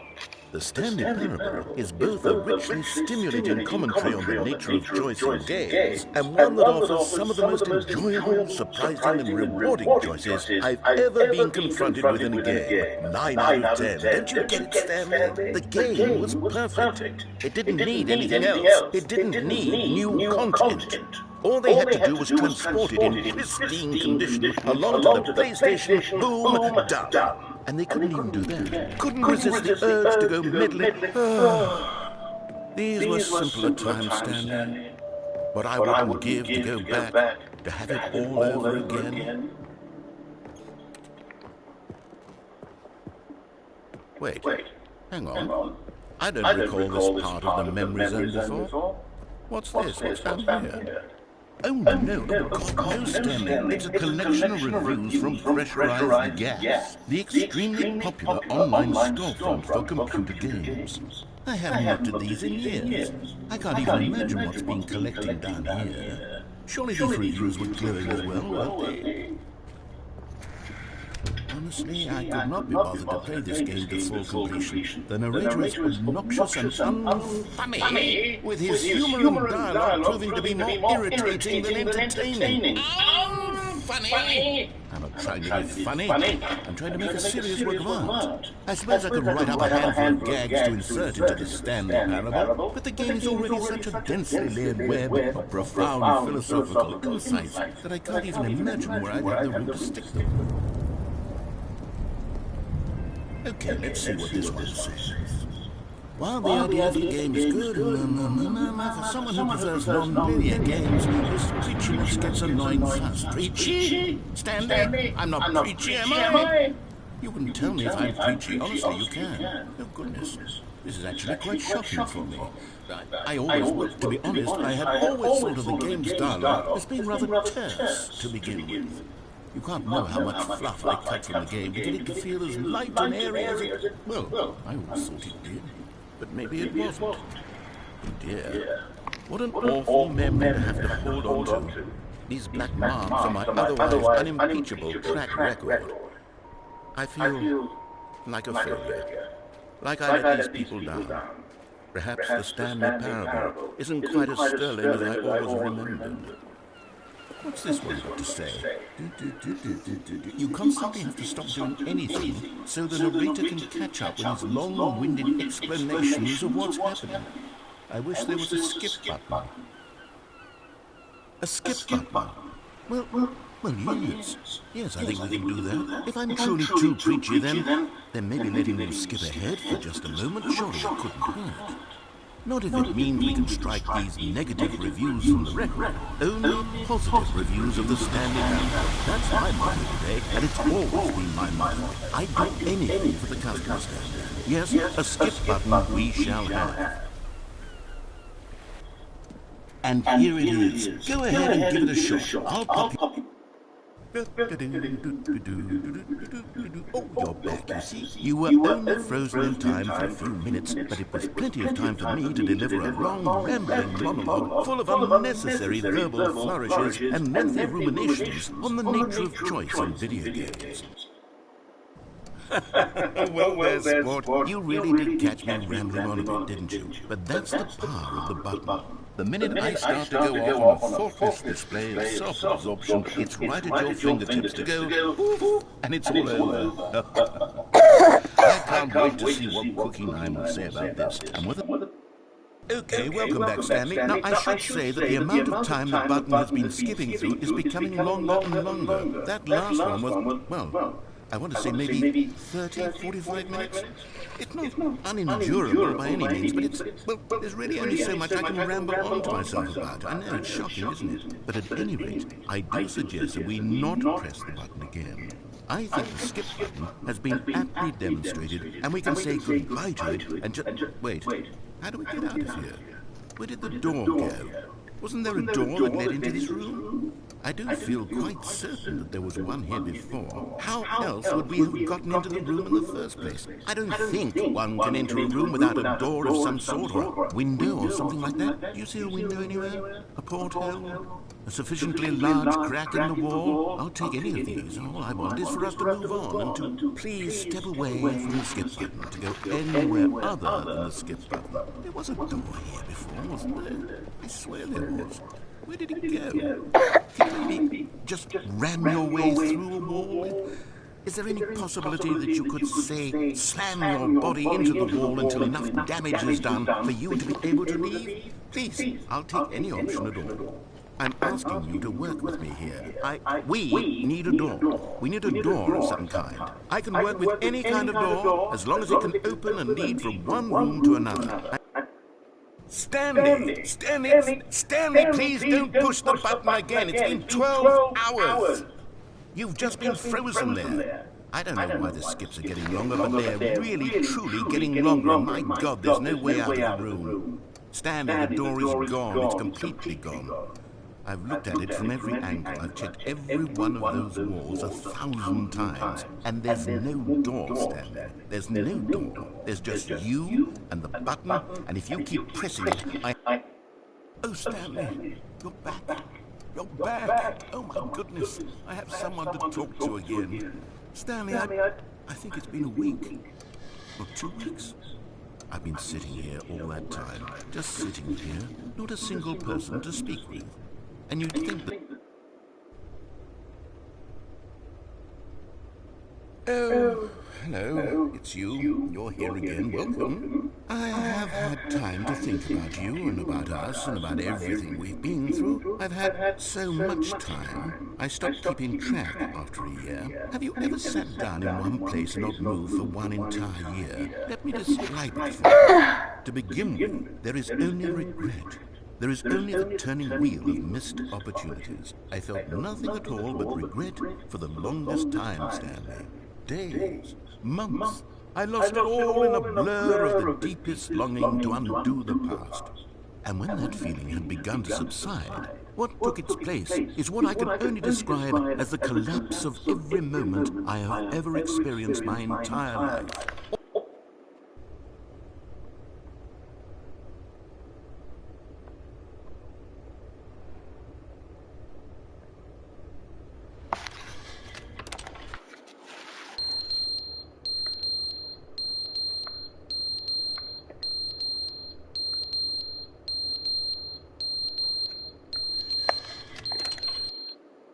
But they didn't understand the game was never meant to be funny. It was meant to have a point. It was meant to speak to the human condition. But where are the jokes? Where are the jokes? They bemoaned, they screamed, they gnashed their teeth and said, entertain us. It wasn't enough. They had to leave a pathetic little thumbs-down review and make all of their pitiful demands. But then...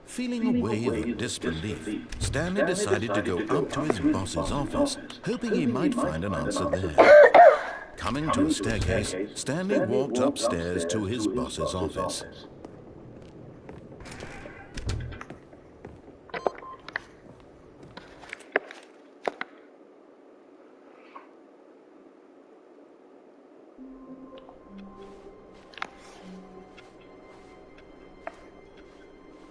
Someone was following Stanley. He was sure of it. If he checked over his shoulder now, he would surely catch them. It was only a matter of time.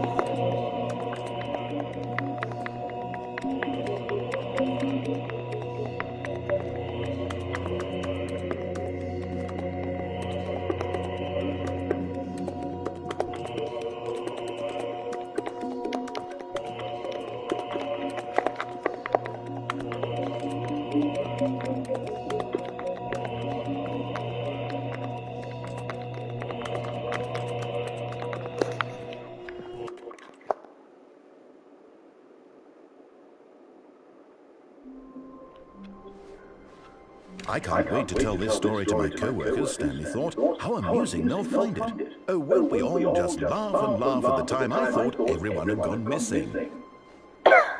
Oh, good. You noticed my sign. Yes, I have something very exciting to show you.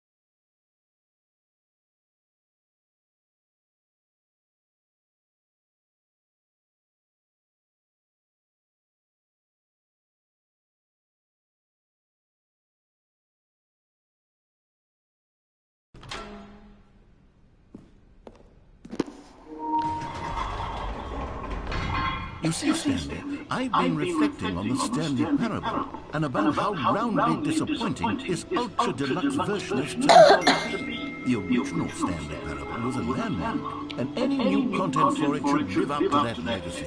So forget this ultra-deluxe nonsense. I say we take it one step even further. Which is why I'm very proud to announce for the first time ever, the Stanley Parable 2.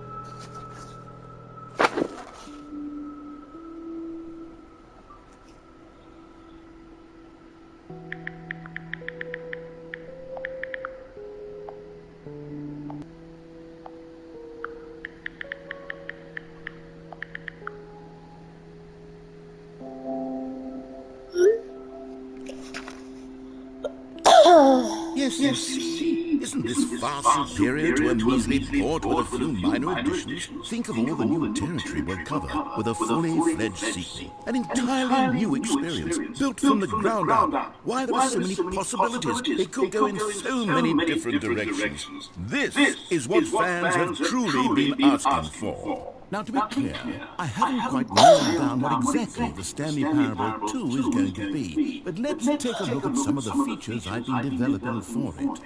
I figure that if I can loosely organize a handful of interesting concepts, that surely the game will sort of naturally spring up around them. It'll all work itself out. Game development is much more of a fuzzy magic than anything. Here we are. Go on, try out some of the new features. For the Stanley Parable 2, I asked myself, what do players really want?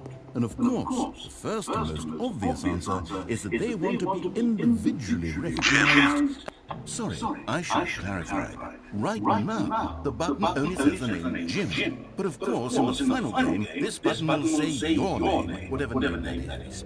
Here, let's have you role-play as Jim to really simulate the full experience of this feature. Just play along. I promise you'll love it. Okay, here we go. Let's take a deep breath, clear your mind, forget whoever you are, and simply become a person named Jim.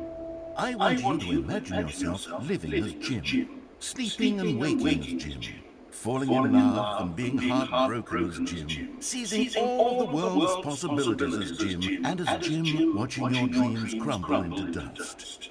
Do you feel it deeply? Are you really, truly Jim right now? If so, then please step forward and press the button.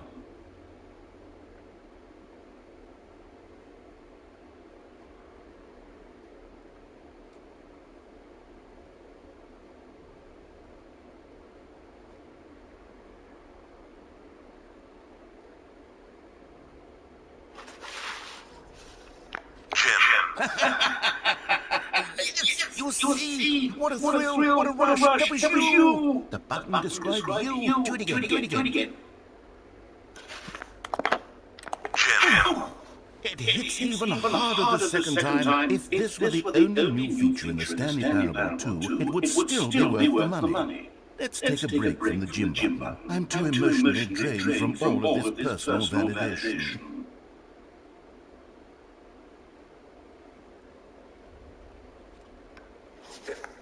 Whoa there, cowboy. Sometimes a person can be too much Jim. I'm putting the Jim button away. Otherwise, soon you'll start to lose all sense of who you actually are.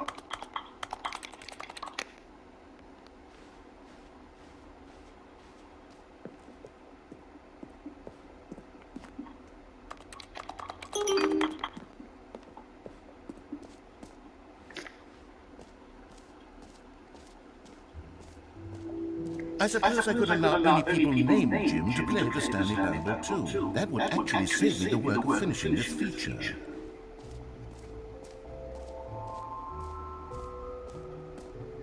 Calling it the Stanley Parable 2 is just so much catchier than Ultra Deluxe, don't you think? Ultra Deluxe? What does it really mean? But the Stanley Parable 2, now that's an artistic statement right there. It's future-oriented. It screams progress and innovation and long-term franchising potential.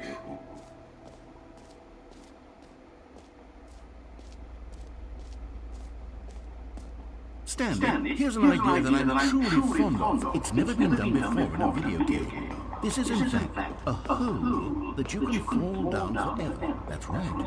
Infinite falling. You can fall until the end of time, if you like. A stunning leap forward for video. See? Isn't it wonderful? One of my more ingenious concoctions, if I do say so. Now then, since you've gotten to see the infinite hole, you can press the teleport button to pop back up to the top, and we can continue onward. Now, I don't mean to be a bummer, but I do recommend you use the teleport button to go back to the top. Maybe do it on the sooner rather than later spectrum of things.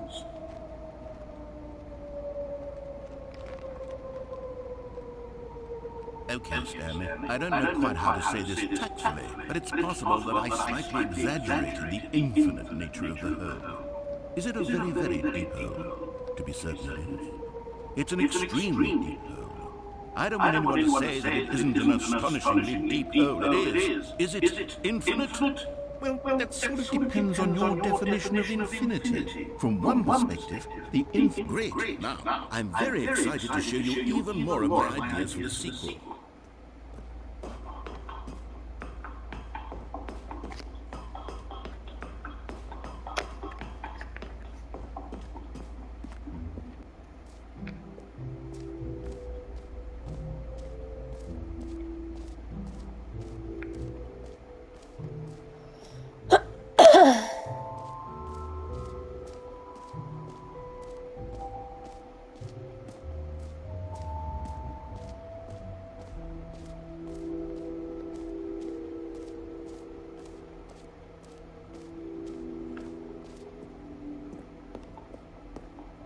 A common complaint of the Stanley Parable was that it was confusing and paradoxical, that it engendered a chaotic sense of reckless despair in those who played it. Well, I am happy to say that after much consideration, I've engineered a clever solution to this fundamental problem of the game.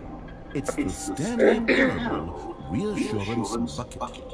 You see, Stanley, anytime you're holding the bucket, a sense of calm and ease will fill your mind and your heart. It's true. As long as you hold on to the bucket, the many disorienting contradictions of the Stanley Parable will feel perfectly normal and perhaps even comforting. You may even come to long for the gentle embrace of jarring cognitive dissonance while the bucket is in your arms. And to be honest, it's a much more convenient solution for me than actually redesigning the game to be less uncomfortable. Can you imagine what pain in the ass that would be? Yes, the bucket is the perfect solution. Come on, give it a try. Can you feel it? The glow of comfort, even in the face of crushing despair, must already be sweeping through your body. And in fact, can I say that I do believe the bucket lends you an air of charisma as well? I think that just holding it has made you the slightest bit more attractive as a person. The benefits of the bucket seem to go on and on, don't they? All this and more await you in the Stanley Parable too. Does anyone give out awards for most enjoyable bucket in a video game? That really should be an award if it isn't already.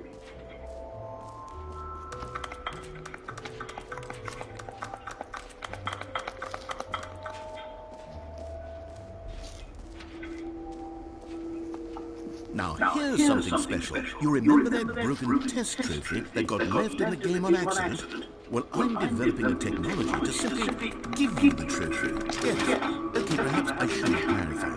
This is technology that will exist. Right now, the trophy is still fully broken. I'm not a wizard, Stanley, but I guarantee it will be fixed in the sequel to at last satisfy the hordes of ravenous fans all over the world who have been uproariously demanding its future. Gamers, we hear you, and I promise it will happen.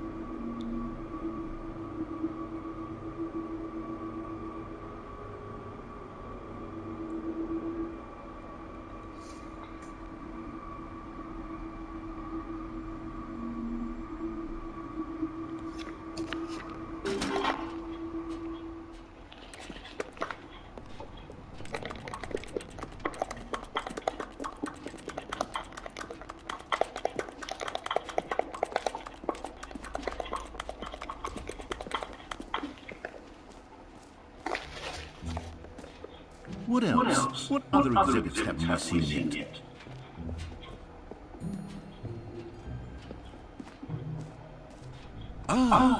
Collectibles. Now it's a real video game. In the Stanley Parable 2, you'll run around gathering up these miniature Stanley figurines. And what's truly innovative is that there will be no reward for collecting all of them. I don't want to stifle the intrinsic joy of watching a number go up. You simply collect all of them, and then you move the hell on with your...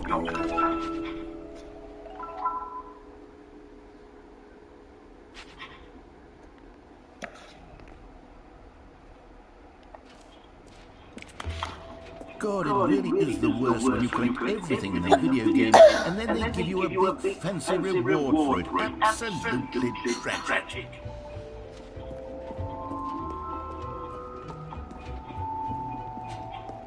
All right. Have you seen everything you wanted to? Ready to move on now?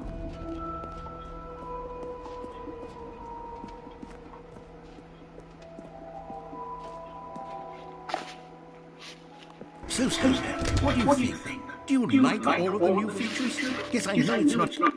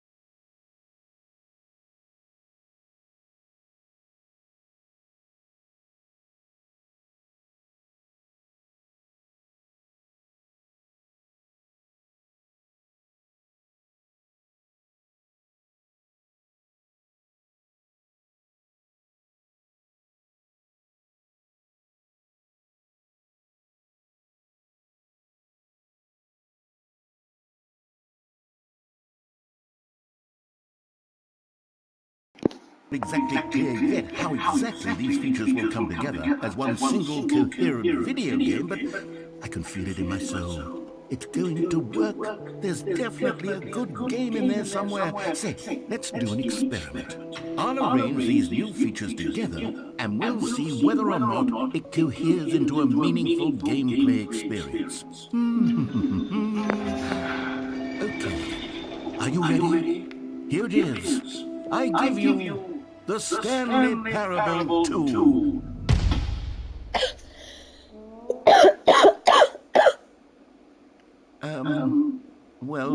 I mean, there's potential here, right? It's sort of... Okay, never mind. Hold on, let me do a different arrangement. Okay, yes, this is much better. I feel good about this. Version 2.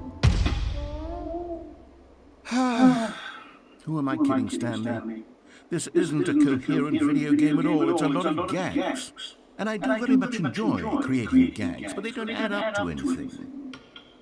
I wanted more than anything to create a sequel that would capture all the magic of the first game. I wanted fans to love it. No matter how good these gags are, they won't stand on their own. They would need the structure and the gameplay of the original. Wait, maybe that's it. I can take the original Stanley Parable and simply, well, insert a few of my new features into it. Tastefully, of course. With respect. With care for the vision and integrity of the original game. Would it possibly work? I suppose it could. But it would need a really tremendous title screen. A title screen that says with bold and uncompromising conviction, "This is the Stanley Parable 2. Let me see if I can whip something up. All right, perfect. Go ahead. Take a look.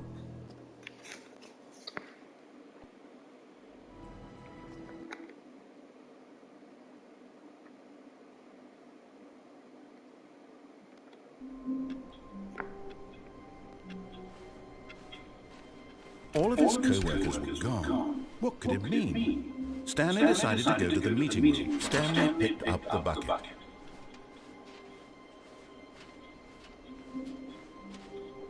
Stanley clutched the bucket tightly to his... This was not the correct way to the meeting room, but Stanley had felt the bucket calling to him, telling him that the employee lounge was simply the place to be. And here it was. Had the bucket turned out to be correct? No, never mind. The bucket was wrong. Stanley took the door on his left to go back to the meeting room.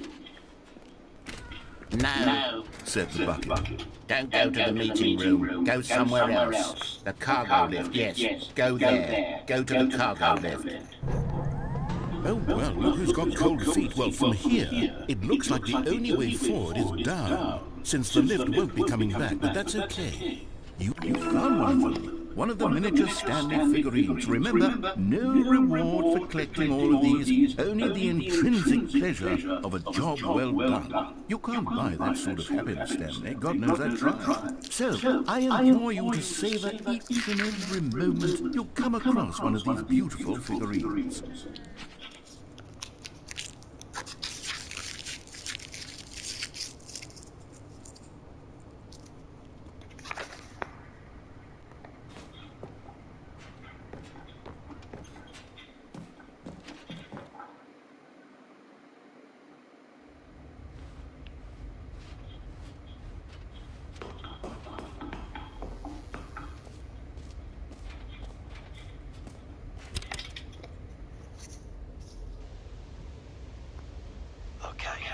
This is day number 295, tape number... I don't even know. I've lost track. Nothing feels real anymore. The longer I study this bucket, the less sense anything makes. The sheer euphoria I feel every time I pick it up. No matter how many times I've done it, it's always the same feeling. And the emptiness in my chest when I set it down, it doesn't make sense. There's no explanation for it. I still haven't figured out why. Bucket is in my arms. Why everything feels so. What do I do with this treasure? I can monetize it. Yes. It's unthinkable the amounts of money people will pay for even just an hour with the bucket. This is my golden ticket. But I have to be careful, because as soon as this gets out, there's going to be a target on my back. Even now, I don't know who might be trying to get it. What's that? Who's there?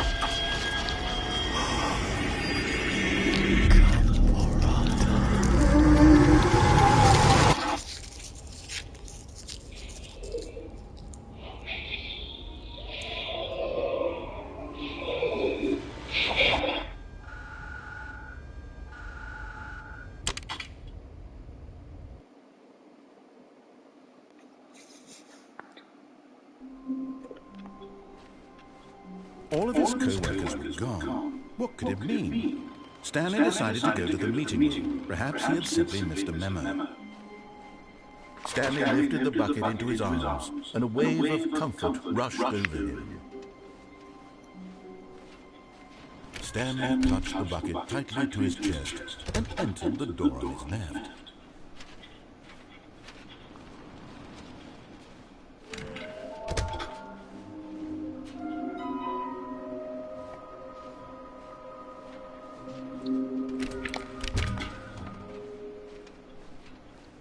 Coming to a staircase, Stanley and the bucket walked upstairs to the boss's office.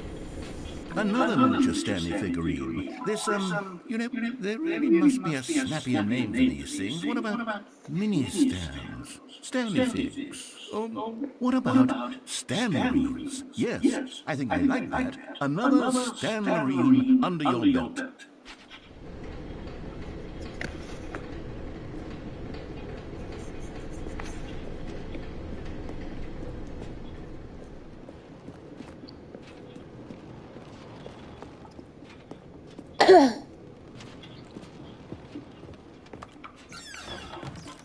Lately, I'm going back to the name of these little Stanley figurines, and now I'm torn between Stanlerines and Figlies. What do you think, Stanley?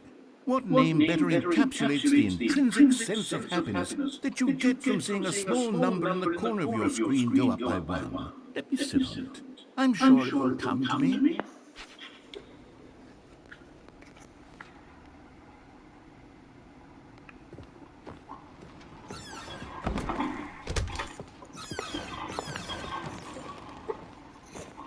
Stepping.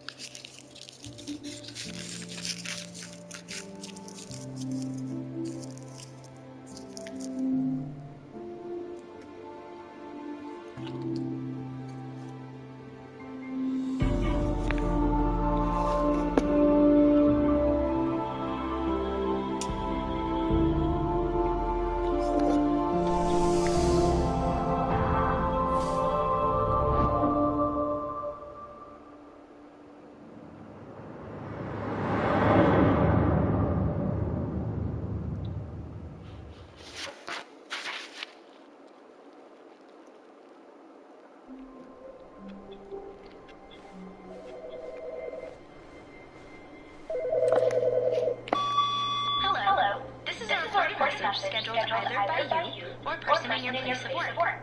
The purpose of this message is to warn you about the dangers of recorded messages. If at any time you believe you are listening to a recorded message, please terminate it immediately and cease all flow of information from the recorded message into your perceptual sphere.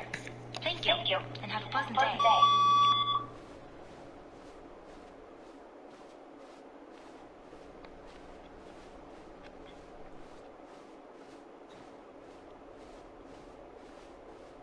When Stanley came to a set of two open doors, he entered the door on his left. This was not the correct way to the meeting room, and Stanley did perfectly well. Perhaps he wanted to stop by the employee lounge first, just to admire it.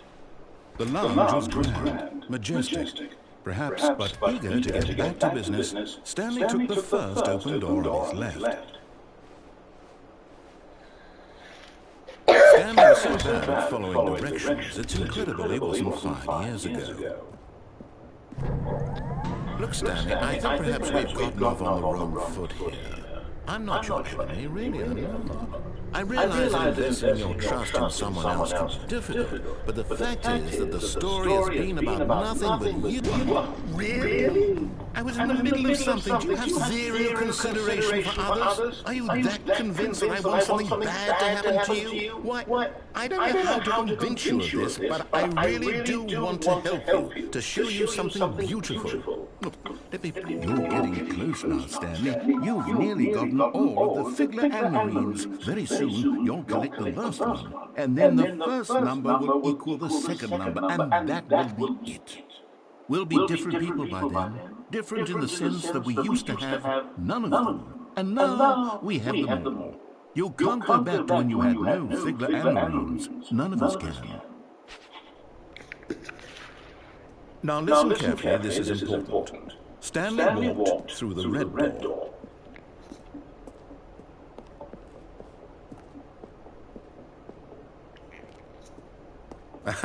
Perhaps you misunderstood. Stanley walked through the red door. I still don't think we're communicating properly.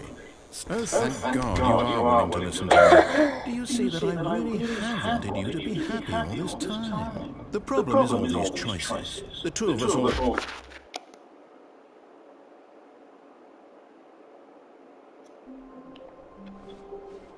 All of his co-workers were gone. What could it mean?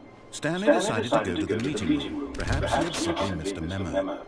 And try not to lose this one too, you dolt.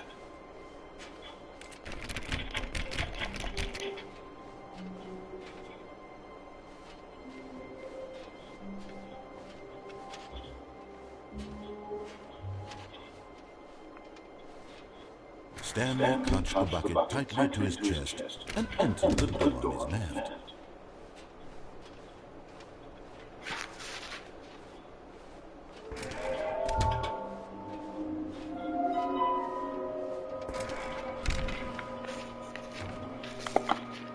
Oh, Stanley, can you feel it? The broom closet. It wants the bucket. You can feel that, can't you? Coming to a staircase, Stanley and the bucket walked upstairs to the boss's office.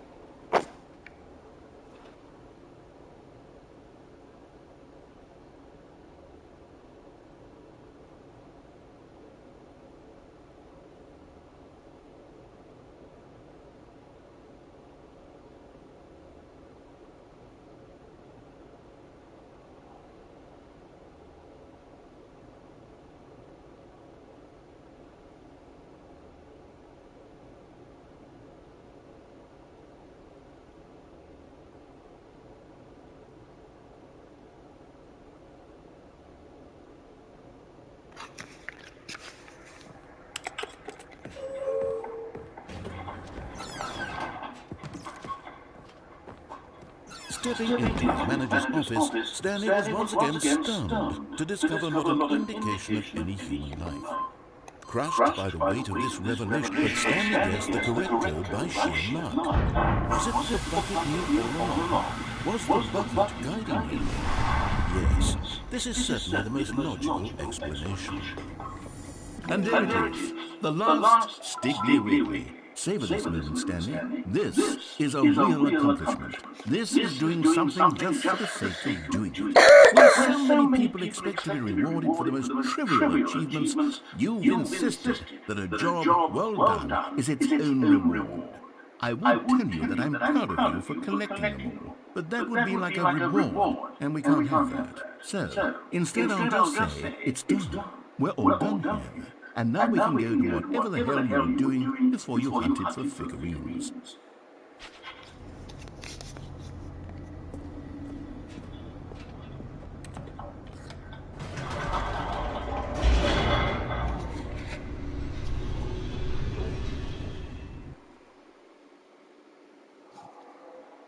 The elevator raced downward, plummeting towards an unknown fate.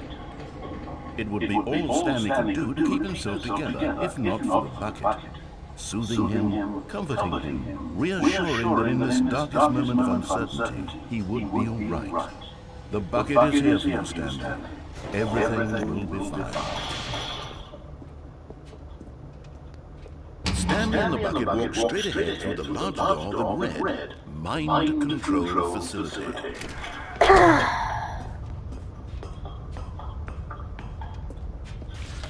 The lights rose on an enormous room packed with television screens. What horrible secret did this place hold? Stanley and the bucket both wondered to themselves.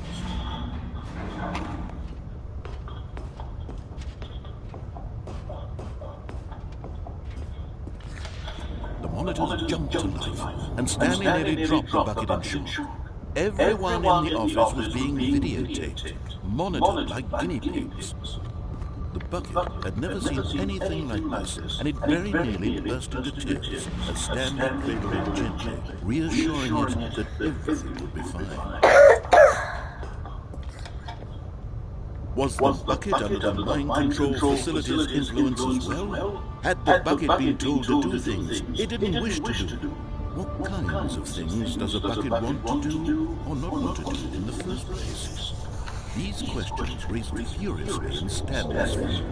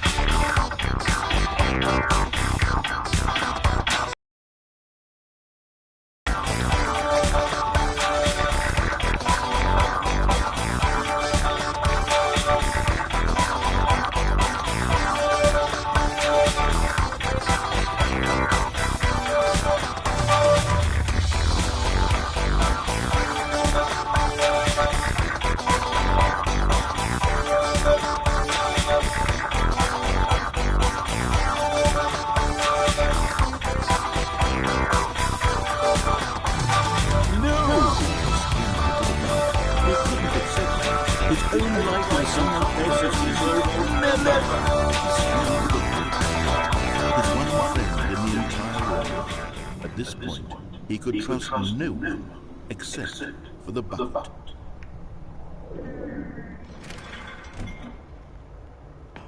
But here was the proof. The heart of the operation. Controls labeled with emotions. Happy, or sad, or content. Walking, eating, working, all of it monitored and commanded from this very place. And as the cold reality of his past began to sink in, Stanley decided that this machinery would never again exert its terrible power over another human life. For he and the bucket would dismantle the controls for good. Two best friends, Stanley and the bucket, up against the world. They high-fived in a really cool way, and the bucket made a sassy comment about taking down the system.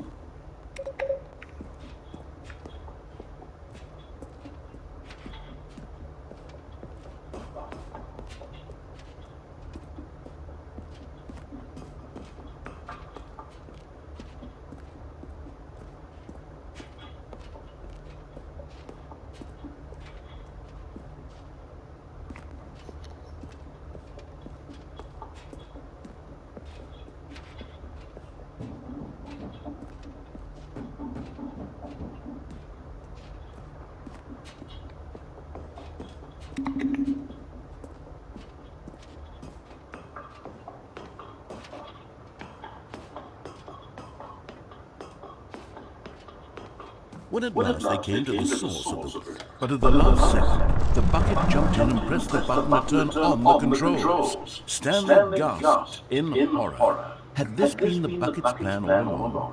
To take over the machine and claim the power for itself? How could the bucket have betrayed him like this? Stanley was prepared to throw the bucket away in disgust when suddenly an image appeared upon the enormous screen. Birds. Silly birds. The control buttons became active again.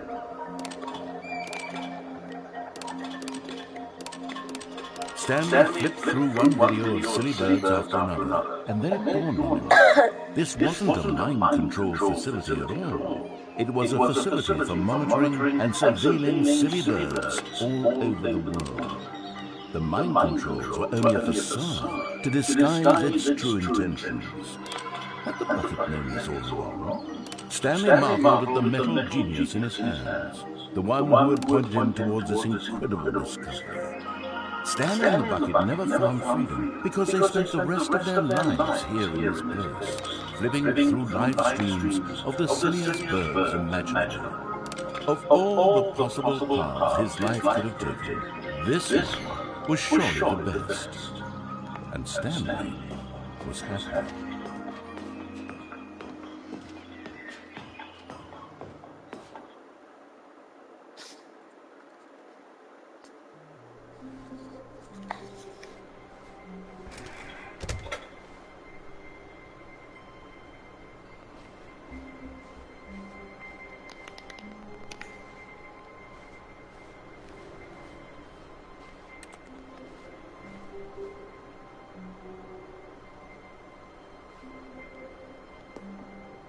Stanley, I'm sorry, but I have to put a pause on things. It's those figurines, those figures. I haven't stopped thinking about them since you nabbed every last one. Wasn't it just the most intrinsically fulfilling moment of your entire life? Didn't it fill you to the brim with inner richness? Yes, I was supposed to be telling a story, but won't you please indulge me with one more trip back to the memory zone? I would love nothing more than to revisit the figurines. Just one more time.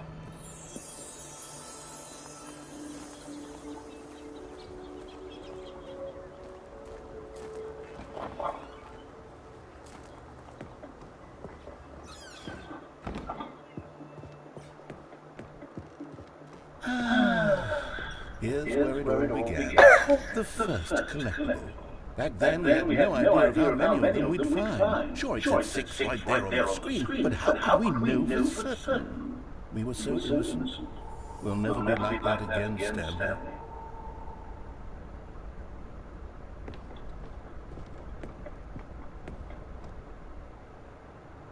And here was a second Stanley. You found this one all on your own, just by poking around in the warehouse. You did that, Stanley. I'll be honest. Back then I had no faith in you to find any of them, let alone 6. But you continue to surprise me in all sorts of mundane, unremarkable ways.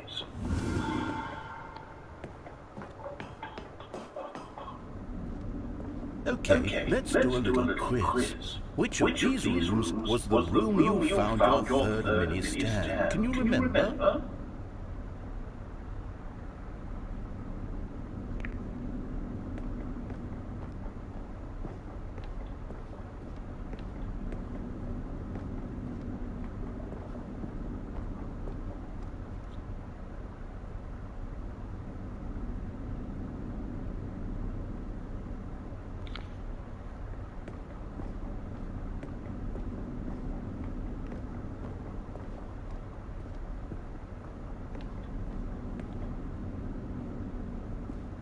Hey, that's exactly right. It was here, under the stairs. It was the third one. You picked it up, and then after that, you had 3 of them. I'm glad these moments are so crystal clear in your memory, but I shouldn't be surprised. After all, science tells us that it's impossible to forget your third time doing anything.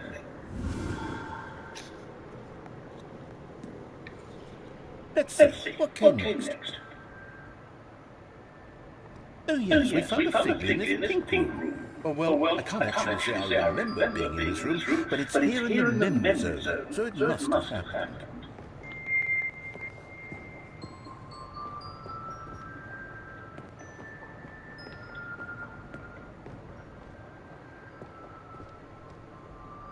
This was the 5th mini Stan, and this one was really something special. It was by the red and blue doors. I remember it so clearly. In fact, because this one is particularly special to me, I made a little video to commemorate the occasion.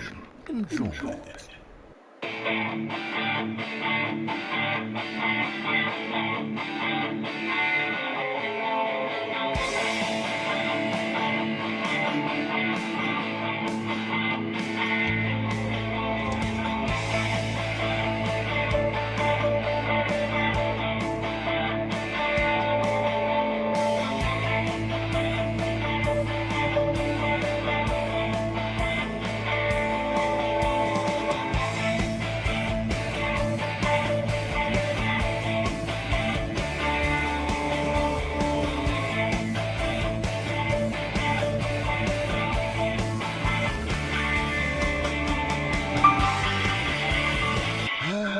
Takes you back, doesn't it? I spent a lot of time making that video, but it was 8 minutes I wouldn't have spent on anything else.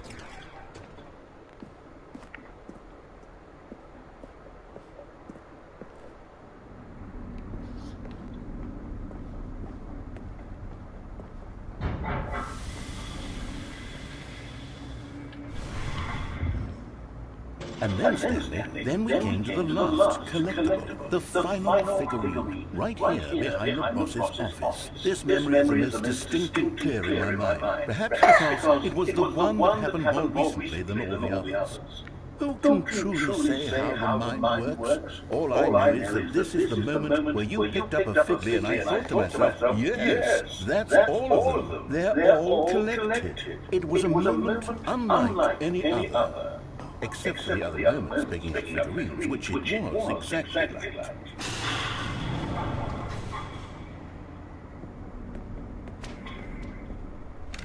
And then there was no more. Because we've caught up to the present moment. Nothing left to do but move on into the future. Goodbye, memory zone.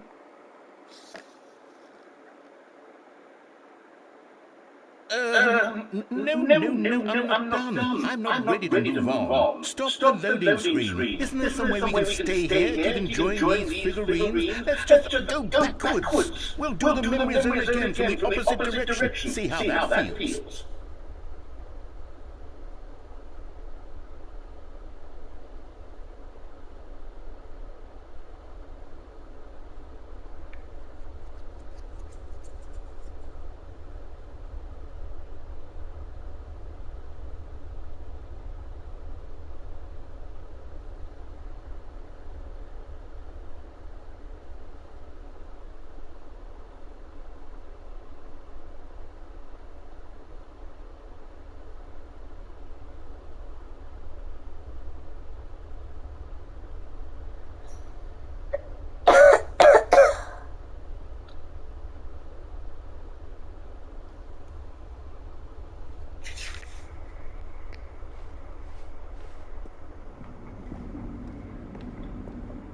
Okay, yes, the back of the boss's office. I remember this. I must say, of all the figurines we looked at in our initial tour of the memory zone, this one is the most distinct and clear in my mind. Let's keep going, I want more. And here's where I made that video. Don't you remember the video we watched?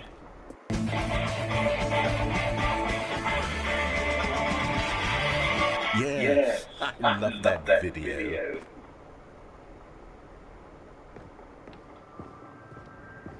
Still don't remember the pink room, Stanley. Still no memory of this one. Good room, though. A solid room. These really were a treat to hunt down. You know, if there had been any kind of reward for finding all of these, it really would have muted the intrinsic joy of collecting. I'm very glad we resisted the temptation. Next one.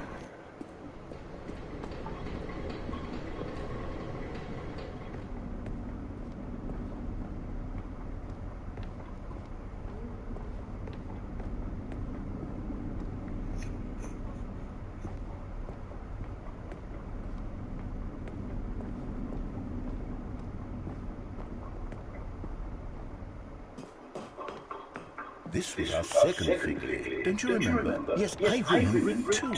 The past is truly a wonderful thing. Why does anyone ever choose to leave it? Keep going. This is it, the very first one we found in the exhibit where I introduced you to the figurines. Oh, I want more memories, Stanley. I want to keep going. What else is there? What came before this?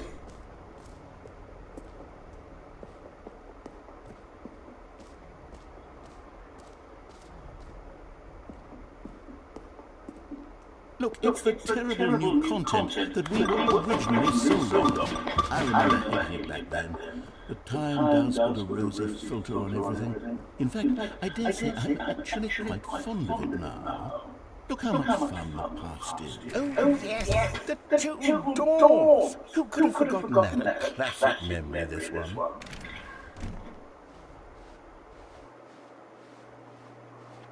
And before everything else, there was your office. Is there anything else? Was there something that came before your office? There's something I feel like I can remember.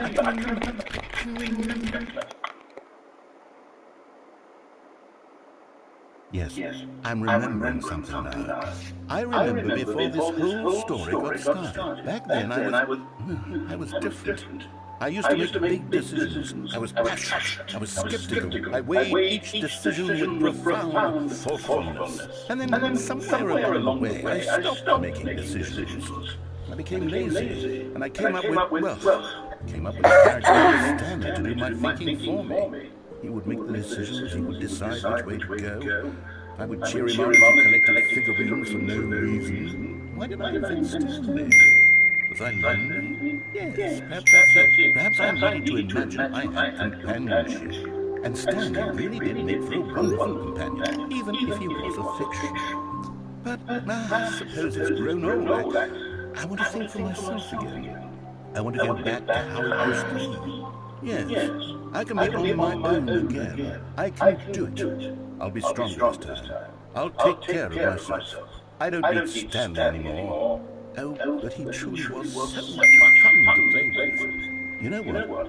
Since we're in the memory zone, how about one more good memory? Let's go back just once and give Stanley one more run of the office, and then I'll retire him for good.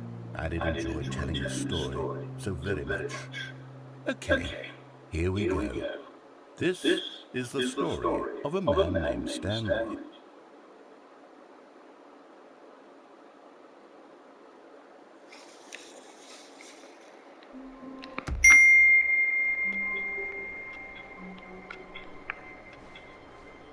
All of his co-workers were gone. What could it mean?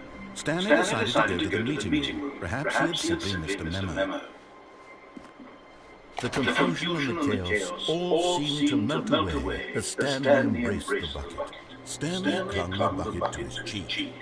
Could his co-workers really all be gone?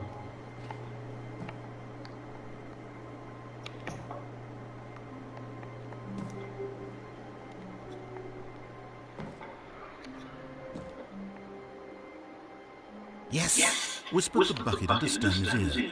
We've done it. We've escaped from that dull office and that pesky narrator.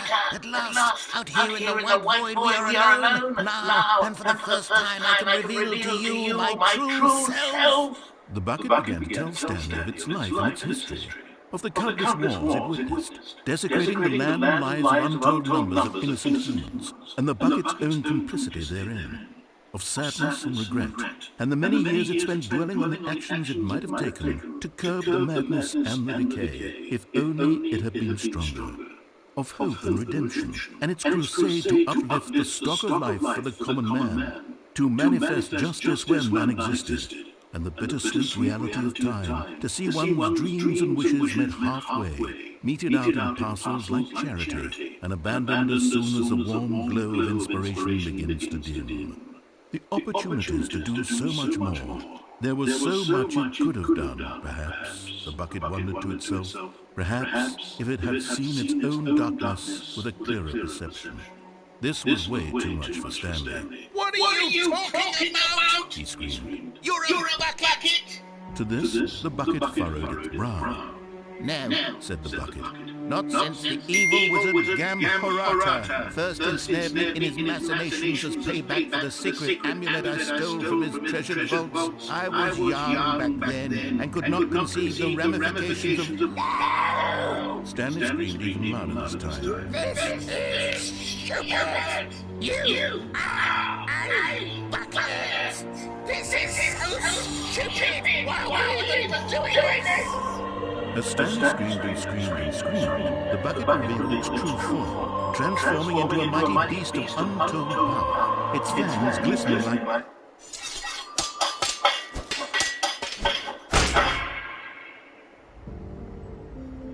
My God, Stanley, you did it. You saved us from the bucket. Thank God you already had all 12 emblems of sages and knew the incantations to summon their true power. Otherwise, we would have easily been overwhelmed by the bucket's power. Bucket! You've demonstrated such bravery here today. Come, let's restart the game, and we'll agree to never again go trifling with this bucket, nor the dark magic cast away inside it.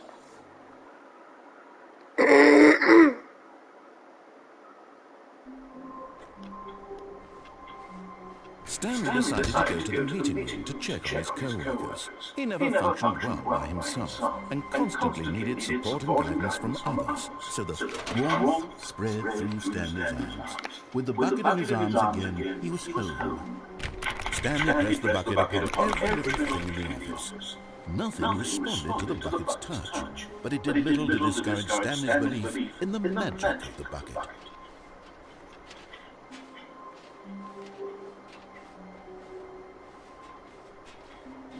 Stanley clutched the bucket tightly to his chest and entered the door on his left.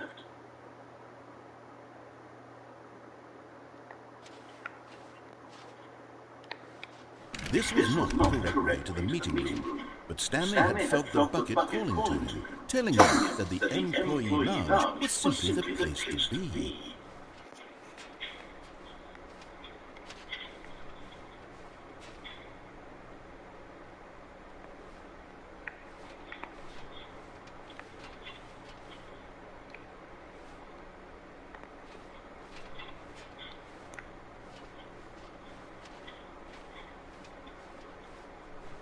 And here it was. Had the bucket turned out to be correct? Was this better than the meeting room? Yes, Stanley thought to himself. Yes, perhaps it truly was. How insightful the bucket turned out to be.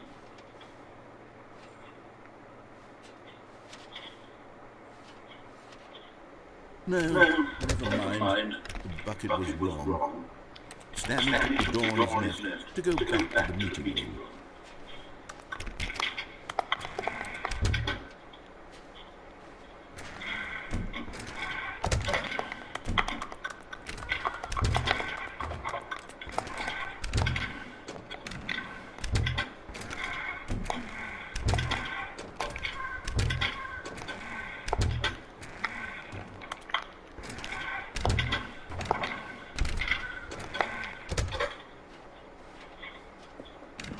No, said the bucket. Don't go to the meeting room. Go somewhere else. The cargo lift. Yeah, good, said the bucket. Now ride the lift all the way to the top. There's something up there I need you to do. Stanley did not question why or how this bucket was speaking to him. It should have been locked, but Stanley feared that any path he walked might lead to the separation of himself and the bucket, his dearest friend. So he threw himself to his death, that they might die in one another's arms. How deeply touching.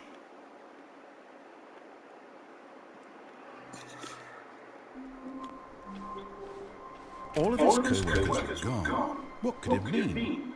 Stanley decided to go to the meeting room. Perhaps he had simply missed a memo.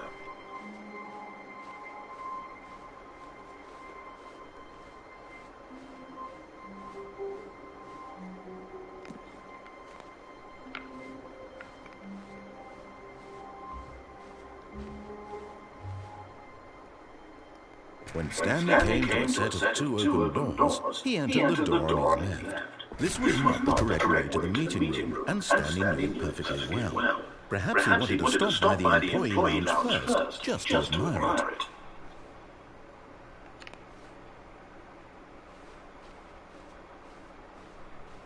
It was okay. But eager to get back to business, Stanley took the first open door on his left.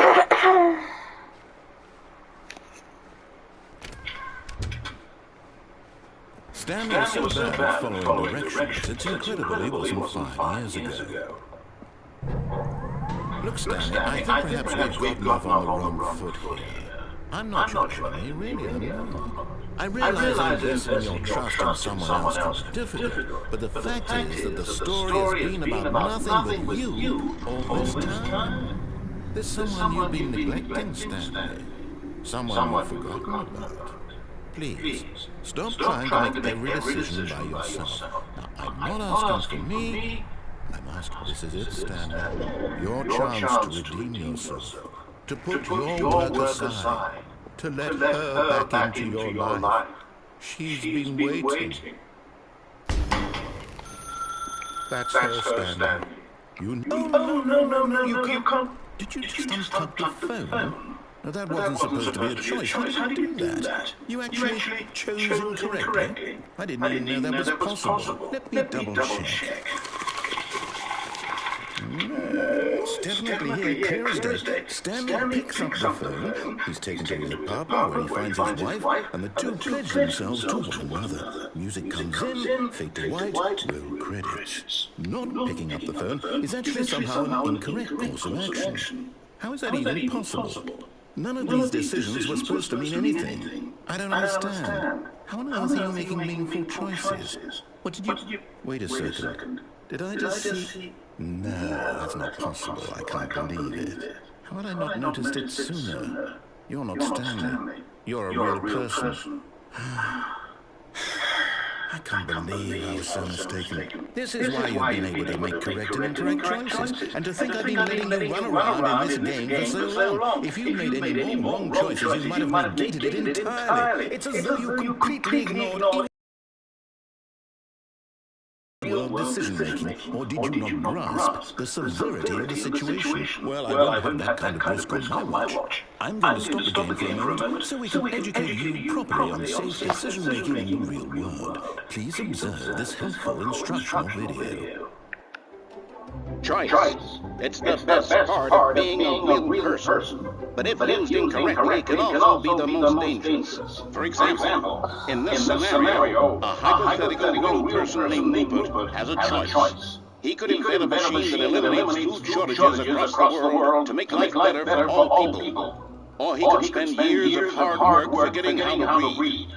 Which choice would you make? Remember that unlike here, the real world makes sense, and at no time should you make a choice that does not conform to rational logic. If you find yourself speaking with a person who does not make sense, in all likelihood, that person is not real. Allow the person to finish their thought, then provide an excuse why you cannot continue talking. Turn to a partner and practice saying, "My goodness, is it 4:30? I'm supposed to be having a back sack and crack." Excellent. Making choices on a regular basis is the best part to a healthy decision-making process. Most medical professionals recommend making at least 8 choices per day. Do you make more than 8? Less? And finally, if you begin to wonder if your choices are actually meaningful and whether you'll ever make a significant contribution to the world, just remember that in the vast infiniteness of space, your thoughts and problems are materially insignificant, and the feeling should subside. At this time, your instructor will guide you in an exercise to test and reinforce the material covered in this video. Welcome back. You may have noticed that this room has begun to deteriorate as a result of narrative contradiction. But not to worry. Now that you're properly informed on good decision-making, we're going to revisit a choice you made just a few minutes ago and see what the correct thing to do would have been. This way, please.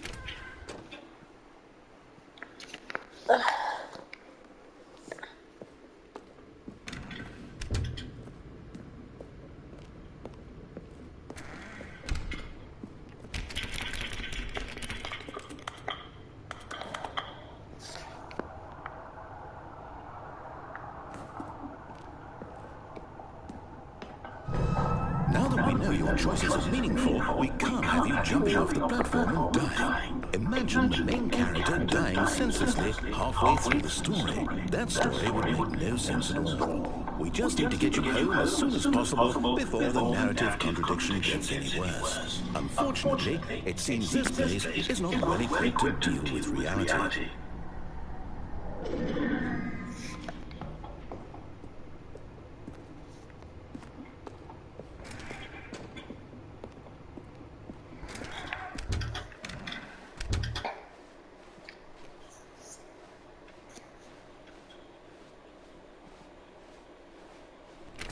Almost there. You'll take the door on the left, back to the correct ending, the story will have resolution once again, and you'll be home free in the real world. Now remember, all you need to do is behave exactly as Stanley would. That means choosing responsibly and always putting the story first. I'm quite sure you'll be up to the task. Just follow my lead and you'll be fine. All right.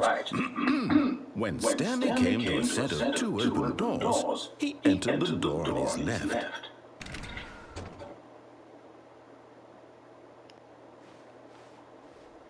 No! Why did you do that? Quickly, hurry back in the other direction. Perhaps we're not too late.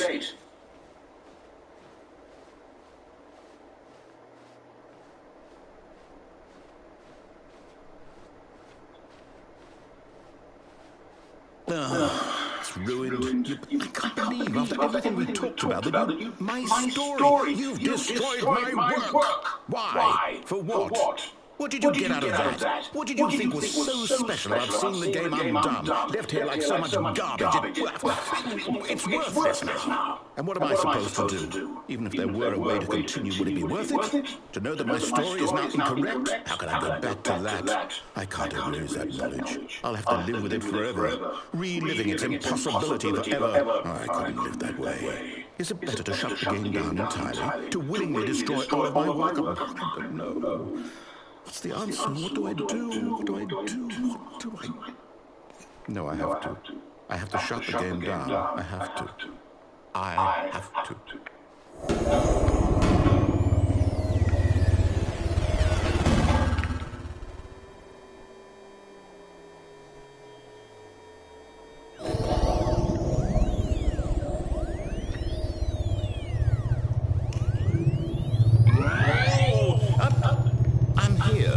I'm still here in this pile of rubbish, with you, who thought you were so clever. Now look where we are.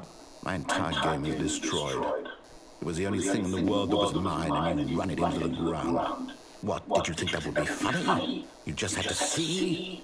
Didn't I impress upon you how important it was to be like Stanley?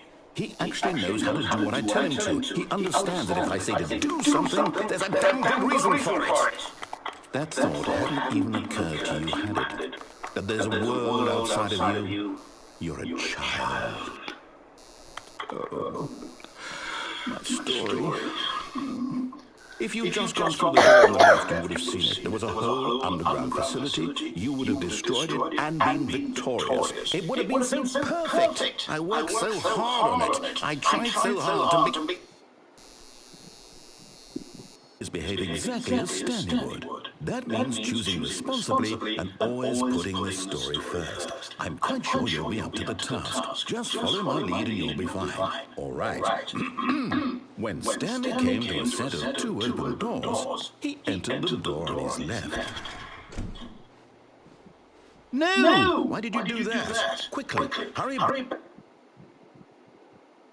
Is behaving exactly as Stanley would. That means choosing responsibly and always putting the story first. I'm quite sure you'll be up to the task. Just follow my lead and you'll be fine. All right. When Stanley came to a set of 2 open doors, he entered the door on his left.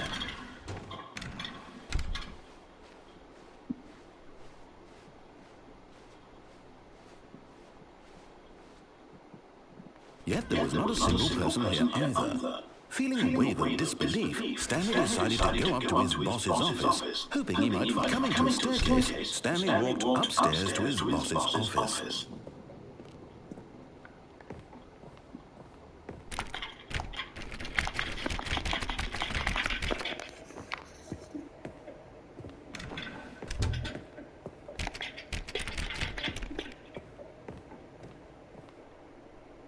Stepping inside his manager's office, Stanley was once again stunned to discover not an indication of any human life. Shocked, unraveled, Stanley wondered in disbelief who orchestrated this, until he saw the door with a voice receiver next to it. Surely behind this door lay all the answers to his questions. And beyond all probability, he knew the passcode. He had seen it on his boss's computer just last week. Night Shark 115. Was this the code to open the door? Would it still work? There was only one way to find out. Stanley had been trained never to speak up, but now he would draw from within himself the courage to face the unknown. He drew a sharp breath and then spoke the code.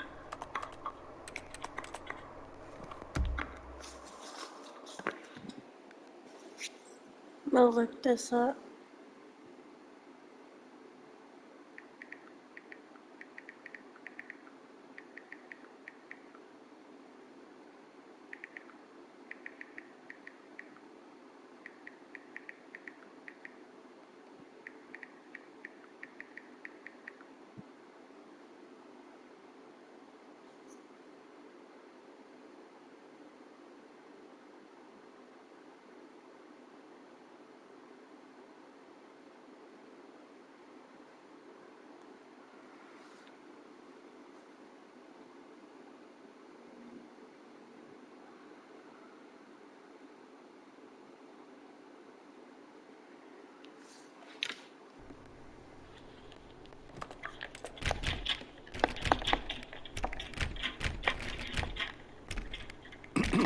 Stanley spoke the code.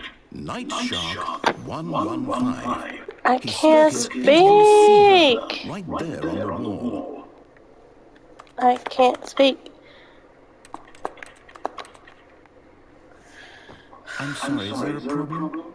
Yes, I can't speak. Did you? Please speak the code into the receiver. Otherwise we can't get on with the story. This is a crucial step.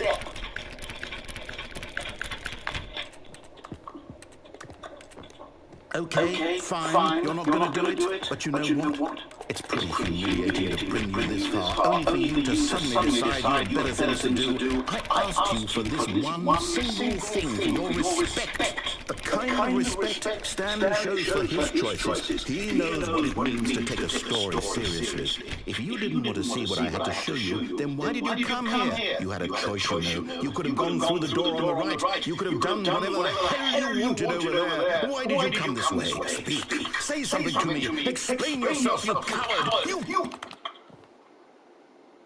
When Stanley came to a set of 2 open doors, he entered the door on his left.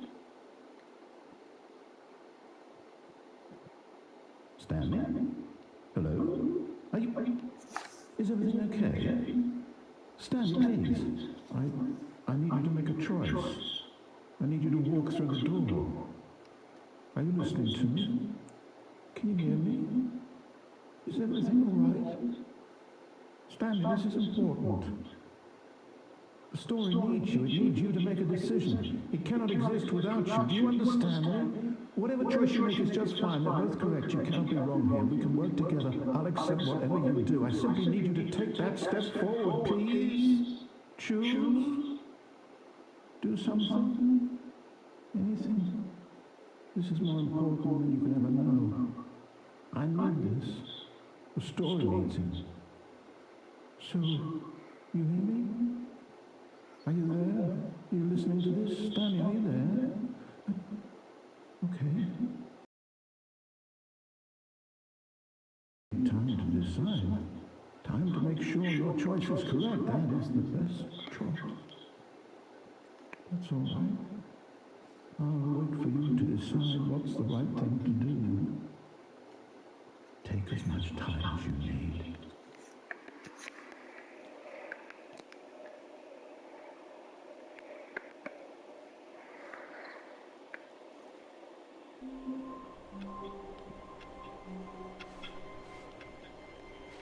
All of his co-workers were gone. What could it mean?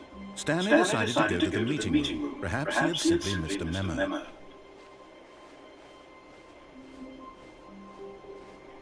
When Stanley came to a set of two open doors, he entered the door on his left.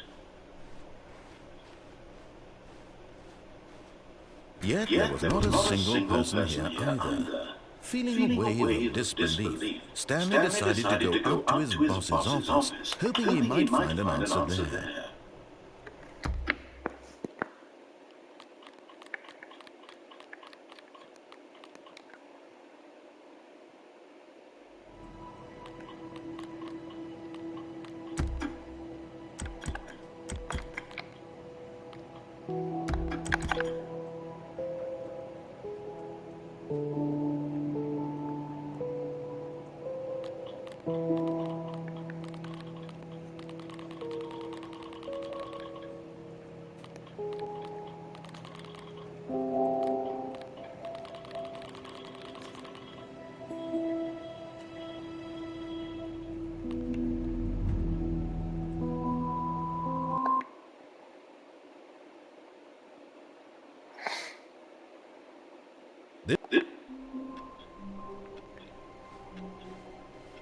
All of his co-workers were gone. What could it mean? Stanley decided to go to the meeting room. Perhaps he had simply missed a memo. When Stanley came to a set of two open doors, he entered the door on his left. Yet there was not a single person here either. Feeling a wave of disbelief,